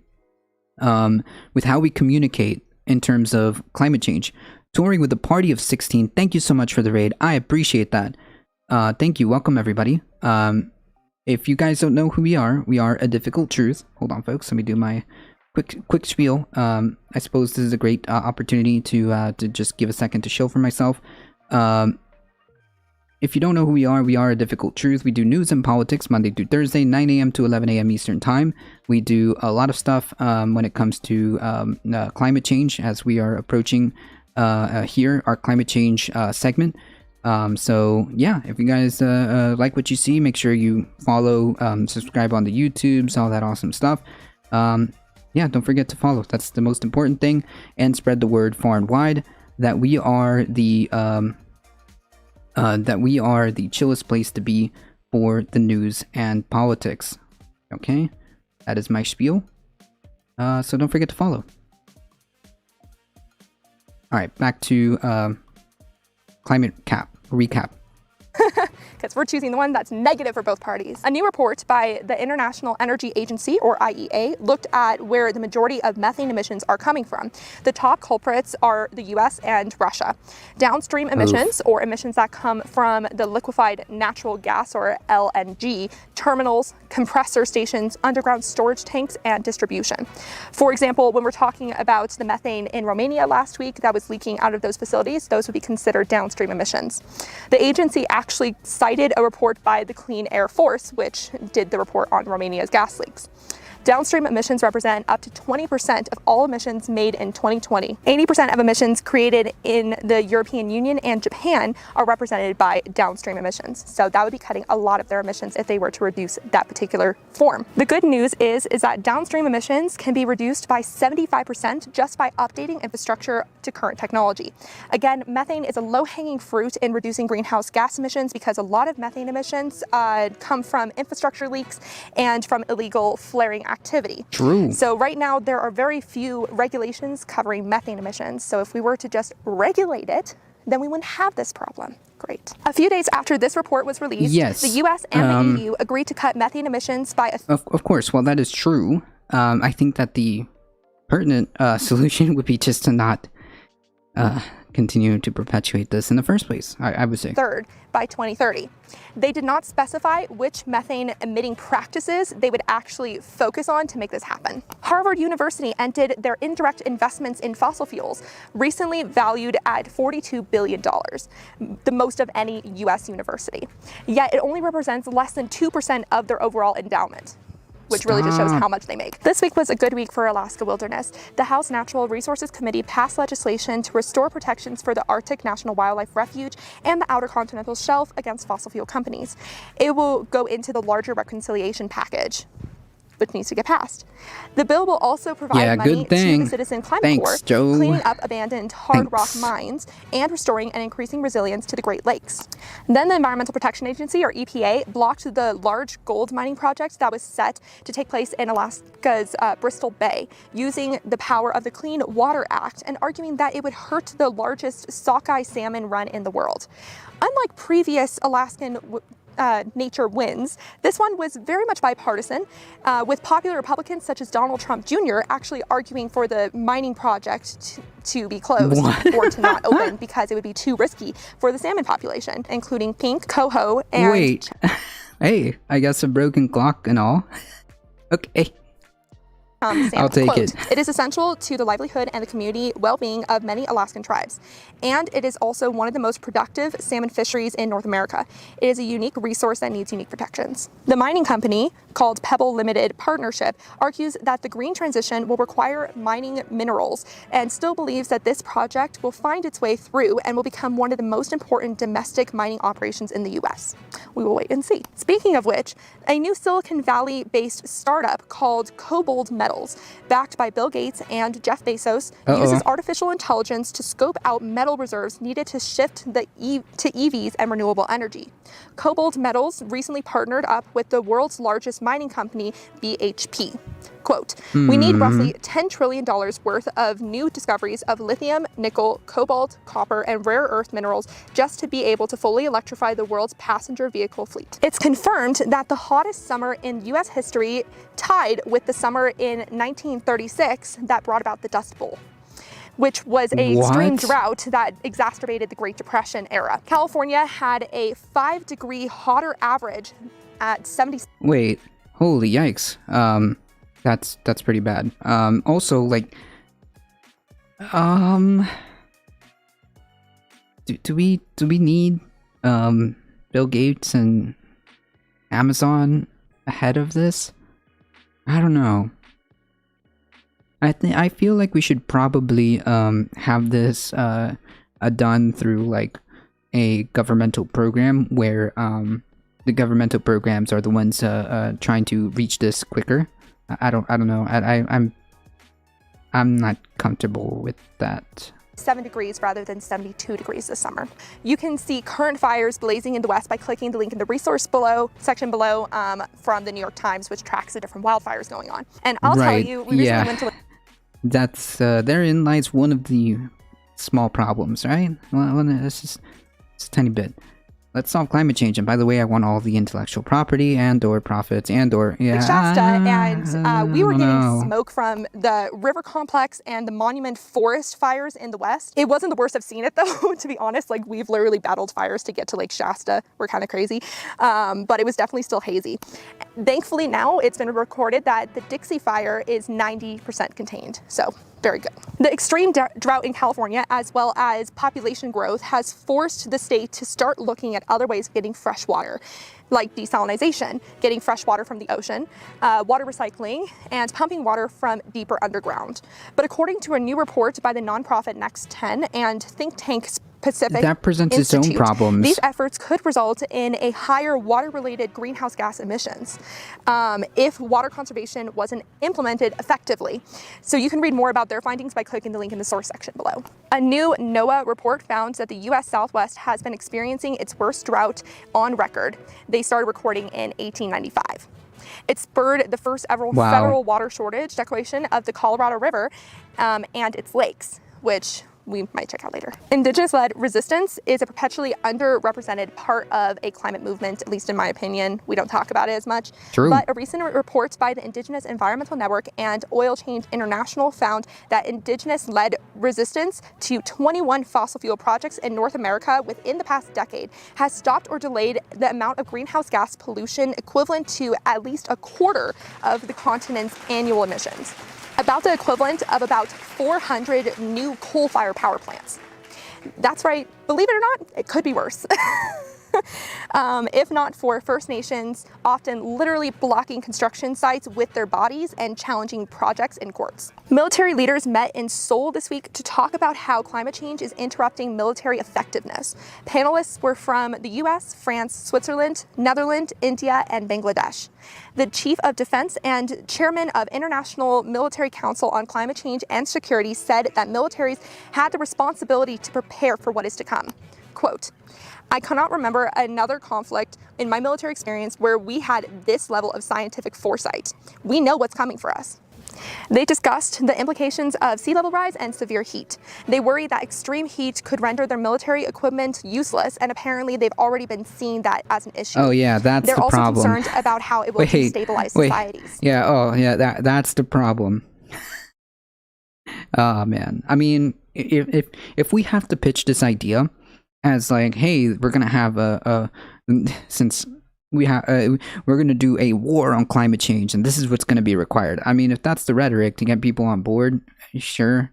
But or if we can pitch it in a way like this is a matter of national security because of, yeah, then sure. I mean, if that's what it takes to get people on board to make meaningful legislation, sure. The downside to that is I also don't want the effects of the military and their actions to be diminished, right? I also don't want that to get kind of lost in the weeds as well, you know? Quote, "Today, no nation can find lasting security without addressing the climate crisis. I mean, we true. face all kinds of threats in our line of work, but few of them truly deserve to be called existential. The climate crisis does." Recently, I've noticed that my fellow climate informers have been up in arms about blue hydrogen, and honestly... Oh, I bet these are, according to Trump, these are the woke generals. Is that what it is? Is that going to be the counter argument? These are just the woke generals. That's fair, because straight up blue hydrogen, which comes from a byproduct of natural gas, aka it's methane, is not clean by any means. And yet it's being currently greenwashed horribly as it being green. So considering it as a form of clean energy is disingenuous. If you ever see that as the case, roll your eyes. True. So to that vein, the head of the UK Hydrogen and Fuel Cell Association resigned last month over this controversy. He released an opinion on oilprice.com talking about how high prices of blue hydrogen actually make it not even economically feasible. He claims that fossil fuel companies and companies like Citigroup mislead the public about the facts. You can read more about his opinions in the source section below. It's very interesting. The UK Business Department and the oil and gas companies have been citing climate change committee out of context to justify new developments in the North Sea. Wow. The Triple C, CCC, one of those, has not said anything that would suggest that they support that project, and have said that they would only approve fossil fuel projects if there was strong justification. And the only type of fossil fuel projects that they've actually said anything about so far was onshore fracking, which they have called a moratorium on. So, quote, the CCC expects continuing demand for fossil fuels over the transition to net zero, but the fact alone does not justify investment in new oil and gas fields. We have not reviewed the future oil and gas development beyond onshore fracking, where we have recommended a moratorium. We await details of the UK government's promised climate compatibility checkpoint on Crazy, oil and taking gas advice from a guy that is actually pointing out like legitimate. Wait, we're talking about climate change. This is a whataboutism. This is a non sequitur. Sorry. He's correct in this. Sorry. Facts don't care about your feelings or whatever. U.S. Congress to revise a long-standing tax credit for installing residential solar and other clean tech that would be more available to low-income and communities of color. It's called Residential Renewables for All and is made up of 350 organizations and individual advocates, including the National Wildlife Federation, the NAACP, the Union of Concerned Scientists, and Black owners of solar services. The group argues that there isn't available credit for 26 million households because they don't have sufficient taxable income. A record number of environmental activists were killed last year. What? 227 people, according to Global Witness. This beats 2019, that held the previous highest record. Yikes. A third of the murders were linked to resource exploitation like logging, mining, big agriculture, hydroelectric dams, and other infrastructure projects. The report calls them environmental defenders. Since the Paris Climate Accord, environmental defenders have been killed at an average rate of 4 a week. Thousands of conservationists, scientists, and diplomats voted at the International Union of Conservation of Nature, or IUCN, to have a global moratorium on deep-sea mining and exploration contracts unless environmental protections can be confirmed. Quote, allowing deep-sea mining would mean the deep ocean would be exploited before it's even explored. Wildfires are sweeping through the Malaga province of Spain. The fires have already burned over 17,000 acres with more than 2,500 people evacuated. Spain. Tropical storm Nicholas hit the Texas coast as a hurricane, leaving thousands of Texans in the dark. And then it went to mess up the already messed up Louisiana. Also true. Poor Louisiana. Formosa Plastics paid about $2.85 million in settlements for injured workers via air pollution and factory fires and explosions at their petrochemical site in Texas. Quote, Formosa repeatedly failed to comply with the chemical accident prevention provisions of the Clean Air Act at the Point Comfort plant, repeatedly placing their workers, neighbors, and the environment in danger. A new Pew Research poll shows that 80% of people in developed countries are willing to change how they live and work to reduce climate change impacts, with 72% being very concerned about climate change. This is a very big consensus. A very big consensus. The poll also found that less than half of people think that the international community is doing enough to combat climate change, and that little over half think that their country is doing a good job in reducing and preparing for climate change. Most of the disdain for the international effort falls on the US and China, the two largest emitters. Something else I found interesting is that while the vast majority of countries' opinions on climate change are trending towards caring more, Japan is actually caring less. What's with that? Give me your thoughts. I'm really confused on why that would be the case. There are plenty more results to come from the survey, so check it out in the source section below. Arcadia, a startup that provides people with the option of accessing renewable energy in their area, has raised $100 million to expand operations. Yeah, like if you see elections in Europe, climate change is a massive issue that got, I believe, Labour in Norway and the SPD in Germany. It carried that election. So, yeah, I mean, it would be nice if the US could kind of step it up, pay attention, and make that this definitive factor when it comes to electoral politics. But that's up to us. We got to make it a definitive factor. It gained new investors in Tiger Global Management, the Drawdown Fund, Wellington Management, and Reimagine Ventures. They are also supported by Energy Impact Partners and G2 Venture Partners. If you live in the US, you can see basically how to access full clean energy via Arcadia. So I recommend checking that out. Of course, it's in the links below. Why wouldn't I? Vermont became the latest state to sue fossil fuel companies on the grounds of providing false information of the environmental impacts of their products. The state is suing ExxonMobil, Shell Oil, Sunoco LP, and Citgo Petroleum, among others. Meanwhile, Illinois signed into law one of the nation's most ambitious state-level clean energy plans. Called the Climate and Equitable Jobs Act, Illinois is now on track to have a carbon-free power sector by 2045 and 100% clean energy by 2050. It's the first Midwest state to plan for a carbon-free future. The Los Angeles County unanimously voted to end oil and gas drilling in its unincorporated areas, citing local health concerns. The vote would take over 1,600 oil wells offline, though the timeline for this has not yet been determined. By doing so, it becomes the first county in the U.S. to end current drilling projects. Michigan is constructing the nation's first segment of road that will be charging electric vehicles while they're driving. No, I haven't looked further into that yet, but maybe I should. Quote, Michigan was home to the first mile of paved road, and now we're paving the way for the roads of tomorrow with innovative infrastructure that will support the economy and the environment, helping us achieve our goal of carbon neutrality by 2050. It's almost like we have the capabilities of doing so much more. It's almost like we have plenty of technology, plenty of ways of reducing and getting ourselves and decoupling ourselves off of fossil fuels. It's almost like we have that ability. And it's almost like if there is a political will to enact those things, they happen. Almost. I don't know. Maybe I live in an alternate reality. She really does cram a lot of information into a short amount of time. True, but it's informative. Yeah. Whoever wrote that line they should get extra money for that one. Yeah. Paving the way to roads of tomorrow. That's a good one. Yeah, I think the top of my feet are going to burn. Yeah, they're already burning. The UN reported that 90% of the $540 billion in global farm subsidies given to farmers every year actually damage people's health, fuel climate change, contribute to the destruction of nature, and drive inequality by excluding smallholder farmers, many of whom are women. A side note is that supporting women smallholder farmers is an important solution mentioned in Drawdown, the Bible of climate activists and the coffee table book to the home of every environmental activist. Basically, the UN argues that these current subsidies support big agriculture, particularly meat and dairy industries, which is a huge carbon emitting industry. Without reform, the levels of subsidies will soar to $1.8 trillion by 2030, which is basically money down the drain because it will be holding up a suffering industry. This study was published ahead of the UN Food Systems Summit, which is today, actually. Oh, yesterday. Yesterday, it was Thursday. Yeah.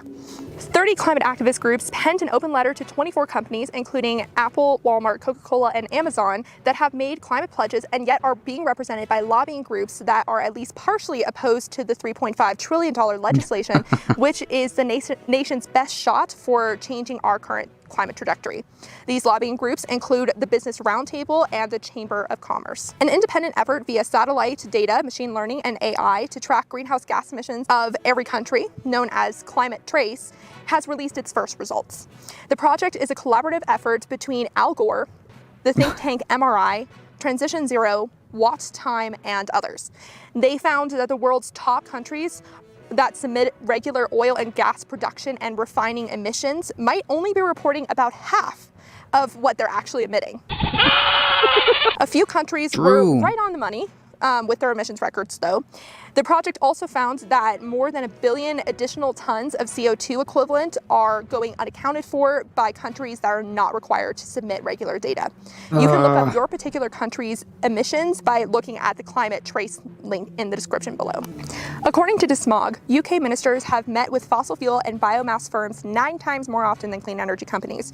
These are the same ministers that are supposed to be holding the most important climate talks in history in just 2 months. True. And according to the Climate Action Tracker, Gambia is the only nation in the entire world that is currently on track to meet the Paris Agreement goals, aka they are doing their part to keep global warming under 1.5 degrees Celsius. Hey, look at that. A country doing what is necessary or doing what's right regardless of what other countries are doing.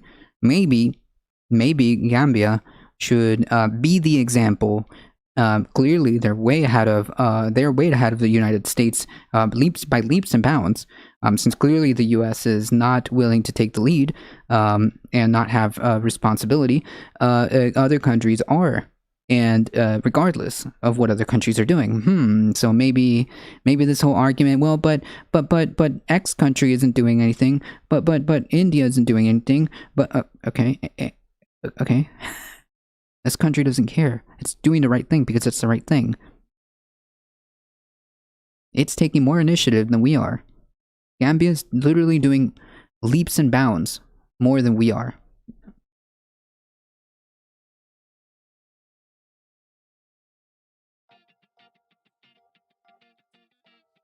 Celsius. The only Shout out to industrialized Gambia, country true. that even comes close to reducing its emissions enough to Paris Climate Agreement levels is the UK. And that means that they're basically on track for keeping their part of the global warming at 1.5 degrees Celsius. We are in deep trouble the way the world is going right now, just straight up. And are any of us that have been following the climate recap surprised? Got some more fun ones for you. The World Resource Institute and Climate Analytics joined forces to release a report further emphasizing how screwed we are at the moment. They found that the world is currently on course to see 2.4 degrees Celsius of warming by 2100, or 2.1 degrees Celsius of warming if unformalized pledges like China are incorporated. Now, keep in mind that these targets and pledges aren't actually the same as policies, True. which are still few and far between. Instead of hitting a 45% drop in emissions by 2030, as the Paris Agreement requires, we're on track of increase emissions by 16% during that period, according to a new UN report. This is based on the Nationally Determined Contribution, or NDC, updates provided by countries to the UN ahead of COP26. Quote, the 16% increase is a huge cause for concern. It is in sharp contrast with the calls by science for rapid, sustained, and large-scale emissions reductions to prevent the most severe climate consequences and suffering, especially of the most vulnerable throughout the world. And the Organization for Economic Cooperation and Development, or OECD, updated its report on climate finance provided by developed countries to developing countries to say that developed economies are falling short of their 2009 pledge to mobilize $100 billion annually by 2020 to help developing countries cut emissions and adapt to warming. Many developing countries say that they cannot make clean energy and emissions reductions targets without that financial help. Quote, the limited progress in overall climate finance volumes between 2018 and 2019 is disappointing, particularly ahead of COP26. All this and the results of the following survey are totally unsurprising. A new survey conducted by researchers at the University of Bath interviewed 10,000 people ages 16 to 25 in Australia, Brazil, Finland, France, India, Nigeria, the Philippines, Portugal, the UK, and the US about how climate change makes them feel. Over half believed that humanity is doomed, and about 45% said that climate anxiety affects their daily life. Depressing, yes, but I'm 24, so that's actually my demographic, and I feel that. I empathize with the doom. I feel the doom. But you can't give into it. You can't give into it. No. True. The real estate industry is investing in Fifth Wall, a B Corp venture firm focused on technology for the industry to decrease its carbon emissions. They've also raised $140 million, and their goal is to reach $500 million. This is the first time we're seeing the U.S. real estate industry make moves like this towards reducing their overall emissions. The building sector amounts for approximately 38% of global emissions. Salesforce, a customer relations management company that owns Slack, announced it has reached net zero emissions through its value chain. This has a lot to do with buying carbon credits, though. So the next goal is for them to actually get to 100% renewable energy by 2040. The company also publicly supports the infrastructure bill. Ford has partnered with the battery recycling company Redwood Materials to prepare a domestic supply chain for electric vehicle batteries to be recycled and reused, a closed-loop system. The idea is we won't always have to mine for new minerals to satisfy future EV needs. Blue Oval SK plans to open several battery plants in North America starting in 2050. That might be interesting. Some of Redwood Materials recycled materials. Shell announced that it's selling its Permian Basin assets to ConocoPhillips. While ConocoPhillips plans to continue to increase its oil equivalent to 200,000 barrels a day by 2022, Shell is moving to diversify its business to low carbon sectors. Note that that's not no carbon sectors, that's low carbon sectors. Yeah, so keep in mind that, like, literally, I don't care what any of these oil companies have to say publicly, or their pledges publicly. It means nothing to me until I actually see whatever actions they take, because they've shown time and time again that they just lie. Shell has been under especially high pressure after the Netherlands sued them earlier this year. In a way, they are deviating from their fossil fuel peers by not continuing full steam ahead with new projects, and yet they're also not following their European peers by investing in renewables. Instead, they're working to make their shareholders a lot of big bucks. You can read more about what they're doing in the source section below. Leonardo DiCaprio has invested an undisclosed sum in 2 lab meat startups, Mosa Meat and Aleph Farms. Dutch-based Mosa Meat made the world's first cell-based hamburger, while Israel-based Aleph Farms produced the first cell-based steak. Quote, "One of the most impactful ways to combat climate crisis is to transform our food systems." During the UN General Assembly, Biden promised to mobilize the promised $100 billion for developing countries with a goal of reaching over $11 billion annually by 2024 from the US. During this same meeting, Chinese President Xi Jinping also pledged to end overseas finances for building new coal-fired power plants. China is the largest public financer of overseas coal plant construction, so this is a big deal if they keep their promise. Over 70% of global coal plants from the Green Belt and Road Initiative rely on Chinese funding. More than 3/4 of the world's coal power projects proposed since late 2015 have been scrapped, according to a new report by the climate think tank E3G. 44 countries have committed to stop initiating new coal projects. Yay, the red button. Okay, my camera died, and we, the dedicated people, brought it back, charged it, and brought it back to the almost exact location. Okay, and we sunblocked because Becky was getting burned. Oof. All right, anyways. So where was I? Right, okay, bottom line is that the world is exiting coal. The US should too. And we're kind of in process with that, except unfortunately, the person that is now the most important Democrat for getting the $3 trillion package And who could that be? through is very invested in coal. Go ahead and take it away, Seth Meyers. The transition to clean energy is actually cheaper and more cost-effective than fossil fuels. We just need it to happen faster before we reach the tipping point of irreversible climate destruction, which is why we still need government subsidies to push it along. The problem is that the fossil fuel lobby is still doing everything it can to lobby against clean energy. True. And they have powerful allies in Washington doing their bidding, like West Virginia Senator Joe Manchin, who chairs the Senate Energy Committee. The New York Times reported that fossil fuel lobbyists, utility executives in West Virginia... energy... Okay, wait. Hold on. Oh, okay, so hold on. The guy who has personal investments in the coal industry is also the head of the Energy Committee, is also designated Kingmaker by ExxonMobil. Yeah, I mean, totally fine. Everything's good. Totally not corrupt. Totally cool. Everything's great.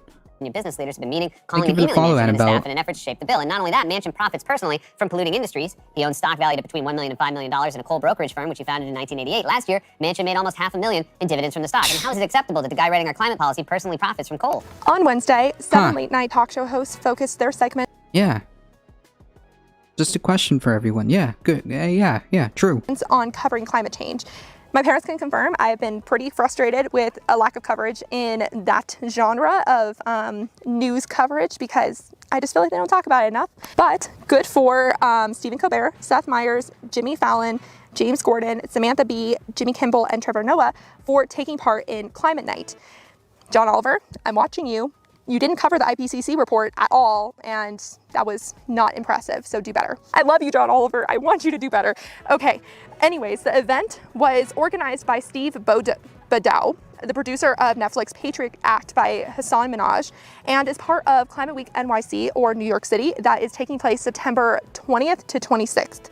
I'll leave a link about that so you can look at what events are being covered during that period of time for the rest of the time in the resource section below. And today, which is Friday, we are experiencing worldwide climate strikes. So if you participated in a climate strike, please let me know in the comment section below. I'm always interested to know who takes part in those. I would be, except I'm in the Grand Canyon and there's not any climate strikes here. So yeah, anyways, that was the news from September 10th to 23rd. Whew. I have a feeling that there's gonna be a lot more news ramping up to COP26, so prepare for these videos to be a little on the longer side. And before I let you go, I want to leave you with some topics to think about. If you are an educator or a journalist, you're invited to take part in the worldwide teach-in on climate and justice on March 30th, 2022. Check out that information in the resource section below. There's a new hashtag going around, hashtag Code Red. This is because scientists have called this a Code Red situation for the planet. And this idea has been emphasized through the Climate Week NYC, and they are recommending people to go onto the website Code Red Congress to bug your congressman about the upcoming infrastructure package vote. So that link will also be in the resource section below if that's something you would like to do. Finally, what do you think the world will look like in 2200? Well, Grist collected a bunch of stories by a lot of different storytellers to kind of answer that question. So if fiction is your style, then go ahead and check out those short stories in the resource section below as well. Until next time, remember to support your local news organizations and to talk about climate change every single day, because apparently only 14% of us do, and that's just not enough. Yep, bye for now. Thank you for my Patreons for supporting my channel. A special thank you goes out to David H. and... Nice.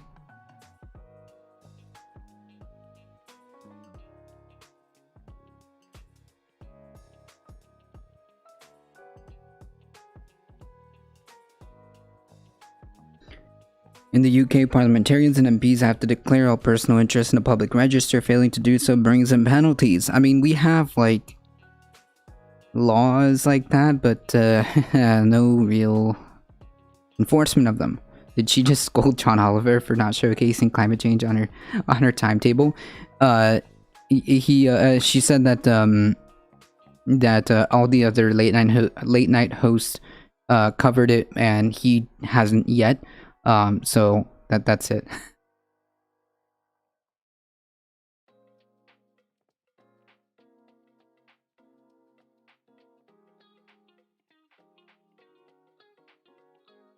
So if you want to take a look at what she was referring to, I'll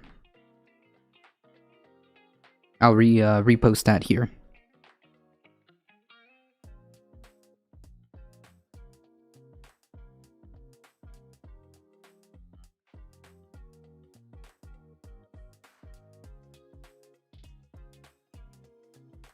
I just walked in from doing laundry. Gotcha. Alright, so we're going to continue with the last little bit of time that we have. Page 34. I think we're almost there. So we're going to try to power through this, alright? I'm going to try to power through this.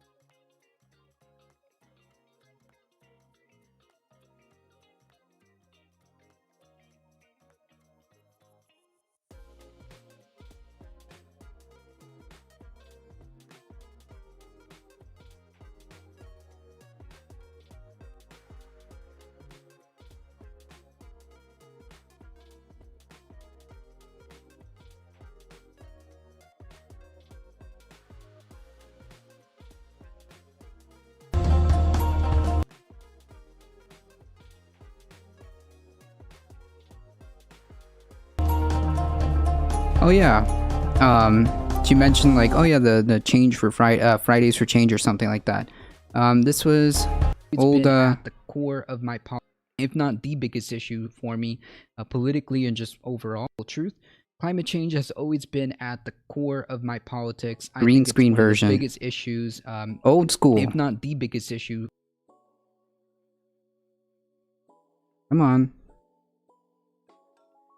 Hello. Suspension. They were threatening to make this event and actually discouraged from having their voices heard. They were threatening the students with suspension. They were threatening their like prom and grad night or grad bash, whatever they call it nowadays. And in fact, some of the students were saying that even their field trips were canceled because they went out there and did this protest. I mean, it is super inspiring to see all these young people out there. Super commendable that even after those threats, they still went out there. In fact, one of them who was speaking when we got to the park, he said that He was a member of the Sunrise Movement. He said that he was being threatened with suspension, but he came out here anyway. So mega props to these kids. True, all of that was ADT frontline reporting there for that climate strike in 2019.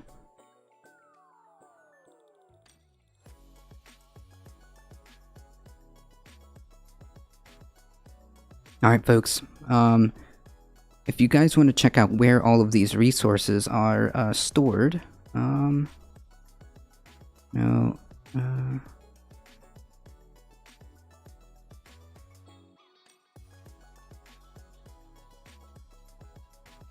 want to check out where all these resources are stored, check out this.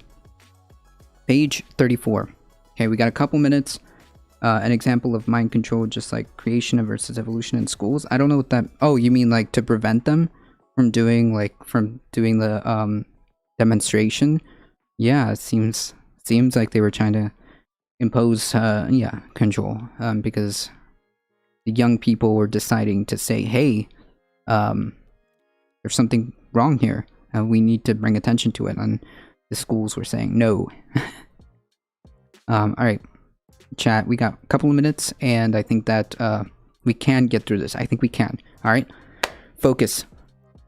International interactions and national mitigation policies can both negatively and positively impact other countries. Reduction in quantities and prices of fossil fuels produced and exported, and the value of fossil fuel assets tend to negatively affect other countries. Medium confidence markets,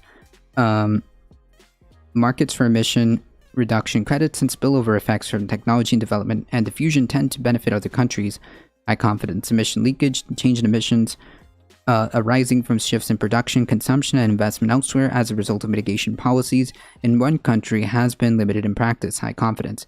Climate mitigation, shifting development pathways, and exploiting synergies between multiple objectives can be achieved by integrating policy across different domains. Well-designed policy mixes can address multiple objectives and enable a transition if they are comprehensive, balanced across objectives, and consistent in terms of design. Very high confidence. True. An example of mind control. Now I have anti-vaxxers outside schools. Yikes. Our country is best because we have freedom of speech. No, not you. True. True. I just let Ron Johnson know he should do something about climate change. We're good now. Yeah, hey. Excellent. We did it. We solved it. Great. People act and contribute to climate change mitigation as consumers, role models, citizens, investors, and professionals. In all roles, individuals can contribute to overcoming barriers and enabling climate change mitigation. High confidence. Individual behavioral change in isolation cannot reduce GHG emissions significantly. So like we have to work together, right? It's a combination of everybody coming together and acknowledging this problem and then pushing for the political will to actually address it. Interesting. Social infrastructure, and cultural lock-in can act as a barrier to change at individual and sectoral levels. True. Behavioral change cannot reduce GHG emissions significantly if it is not embedded in structural, cultural, and institutional change. True. Medium confidence. Behavioral nudges, choice architectures, and the provision of information can make modest contributions to reduce GHG emissions at the individual level and work in synergy with price signals. The coordination of policies, choice architectures, physical infrastructure, new technologies, and related business models could realize rapid system-level change. In other words, all of these things need to come together for us to have a chance. Intermediaries such as building managers, landlords, energy efficient advisors, technology installers, and car dealers can influence patterns of mobility and energy consumption by establishing low carbon professional standards and practices. Medium confidence. Providing them with greater capacity, motivation to play these roles enables climate mitigation. Individuals with high socioeconomic status have the capacity and flexibility to reduce their GHG emissions by, for example, avoid flying. True. Living car-free, switching to electromobility, becoming role models for low-carbon lifestyles, investing in low-carbon businesses, and actively supporting ambitious climate policies. If 10 to 30% of the population were to demonstrate commitment to low-carbon technologies, behaviors, and lifestyles, and new social norms would be established. Interesting. Social equity increases social trust, and thus the capacity for good governance and implementation of direct mitigation efforts as those embedded in multiple objectives. Mitigation policies that take into account the diverse perspectives and knowledge bases can build social trust, establish new coalitions, and legitimize change, thus initiating a self-reinforcing cycle in governance capacity, policy, and development. Self-reinforcing cycle in governance capacity and policy development. High confidence. Increasing in participation of women and radicalized and marginalized groups amplifies the impetus for climate action. Collective action through formal social movements and informal lifestyle movements expands the potential for climate policy and supports system changes. High confidence. Climate strikes have given voices to youth to more than 180 countries. Oh yes, so basically, like, that's kind of like the whole point of that's kind of like the whole point of you know, the Fridays for climate change. The UN says individual actions matter. Oh yeah, I'm not saying that they don't. I'm saying that, like, it is the the convergence of all of these things that will tip the scales in favor of the lesser end of the issues, right? The lesser end of the 5 scenarios, right? The better end of the 5 scenarios. Of course, individual actions do matter, and you as an individual should do what you can to make choices that take the climate and other things into account, right? I mean, we live in a society.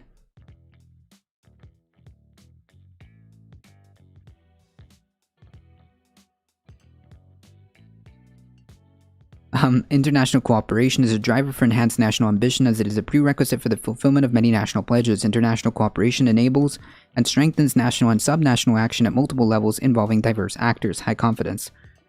The Paris Agreement's enhanced transparency-related requirements and the increased information flow enables adequacy assessments and comparison by diverse actors at multiple levels. The extent to which transparency requirements lead countries to increase the ambition and implement their pledges will depend in part on the successful implementation of other forms of international cooperation.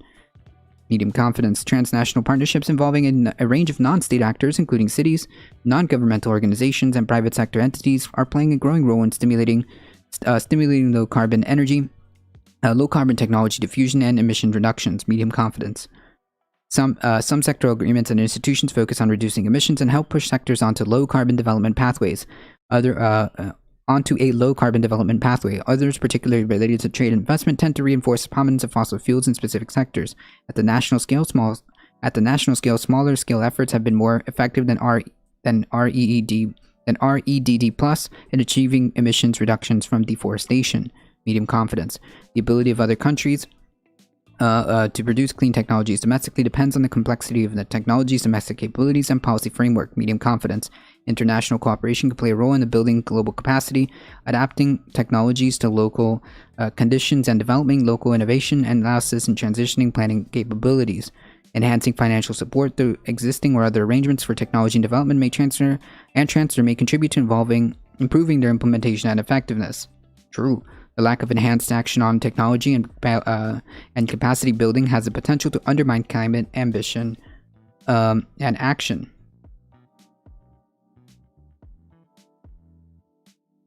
High confidence. Shoot. Financial flows fall short of what is needed. Financial flow falls short of what is needed to achieve climate goals across all sectors and regions. The ability to mobilize finance varies substantially by country, resulting in a varied outlook for the accelerated deployment of funding. High confidence. Political leadership and signaling, along with fiscal interventions and central bank regulations, can facilitate the role of finance in tackling climate change. Medium confidence. Current financial flow across all sectors and regions are not consistent with climate goals. High confidence. In particular, international climate finance flows are not on track to meet goals established under the UNFCCC, including mobilization of 2020 of US $100 billion per year and progression beyond previous efforts. This has the potential to undermine climate ambition and action. High confidence. Yikes.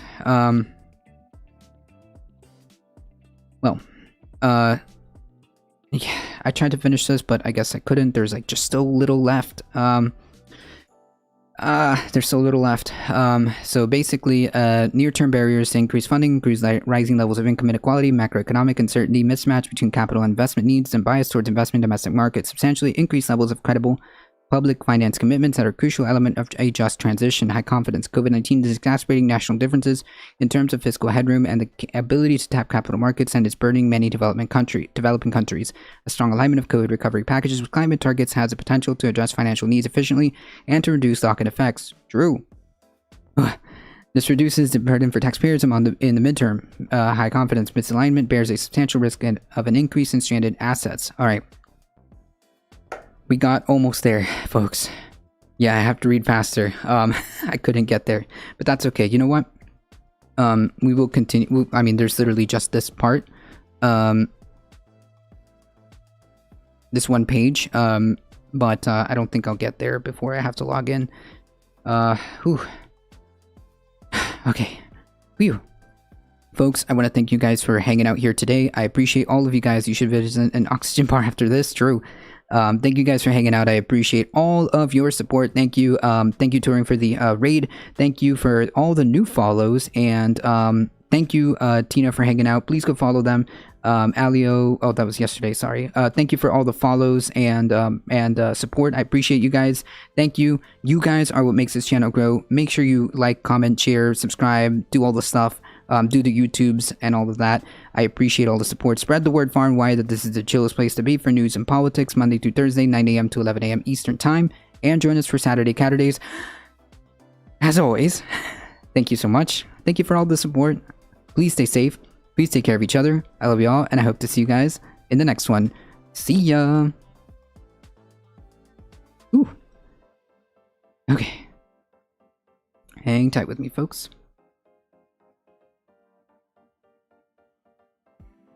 Oh, Bubbles. Let's say hi to Bubbles, alright? Alright, folks, we're heading out in 5, 4, 3, 2, 1. Here we go. Also, thank you, Darknet. Appreciate you. See ya!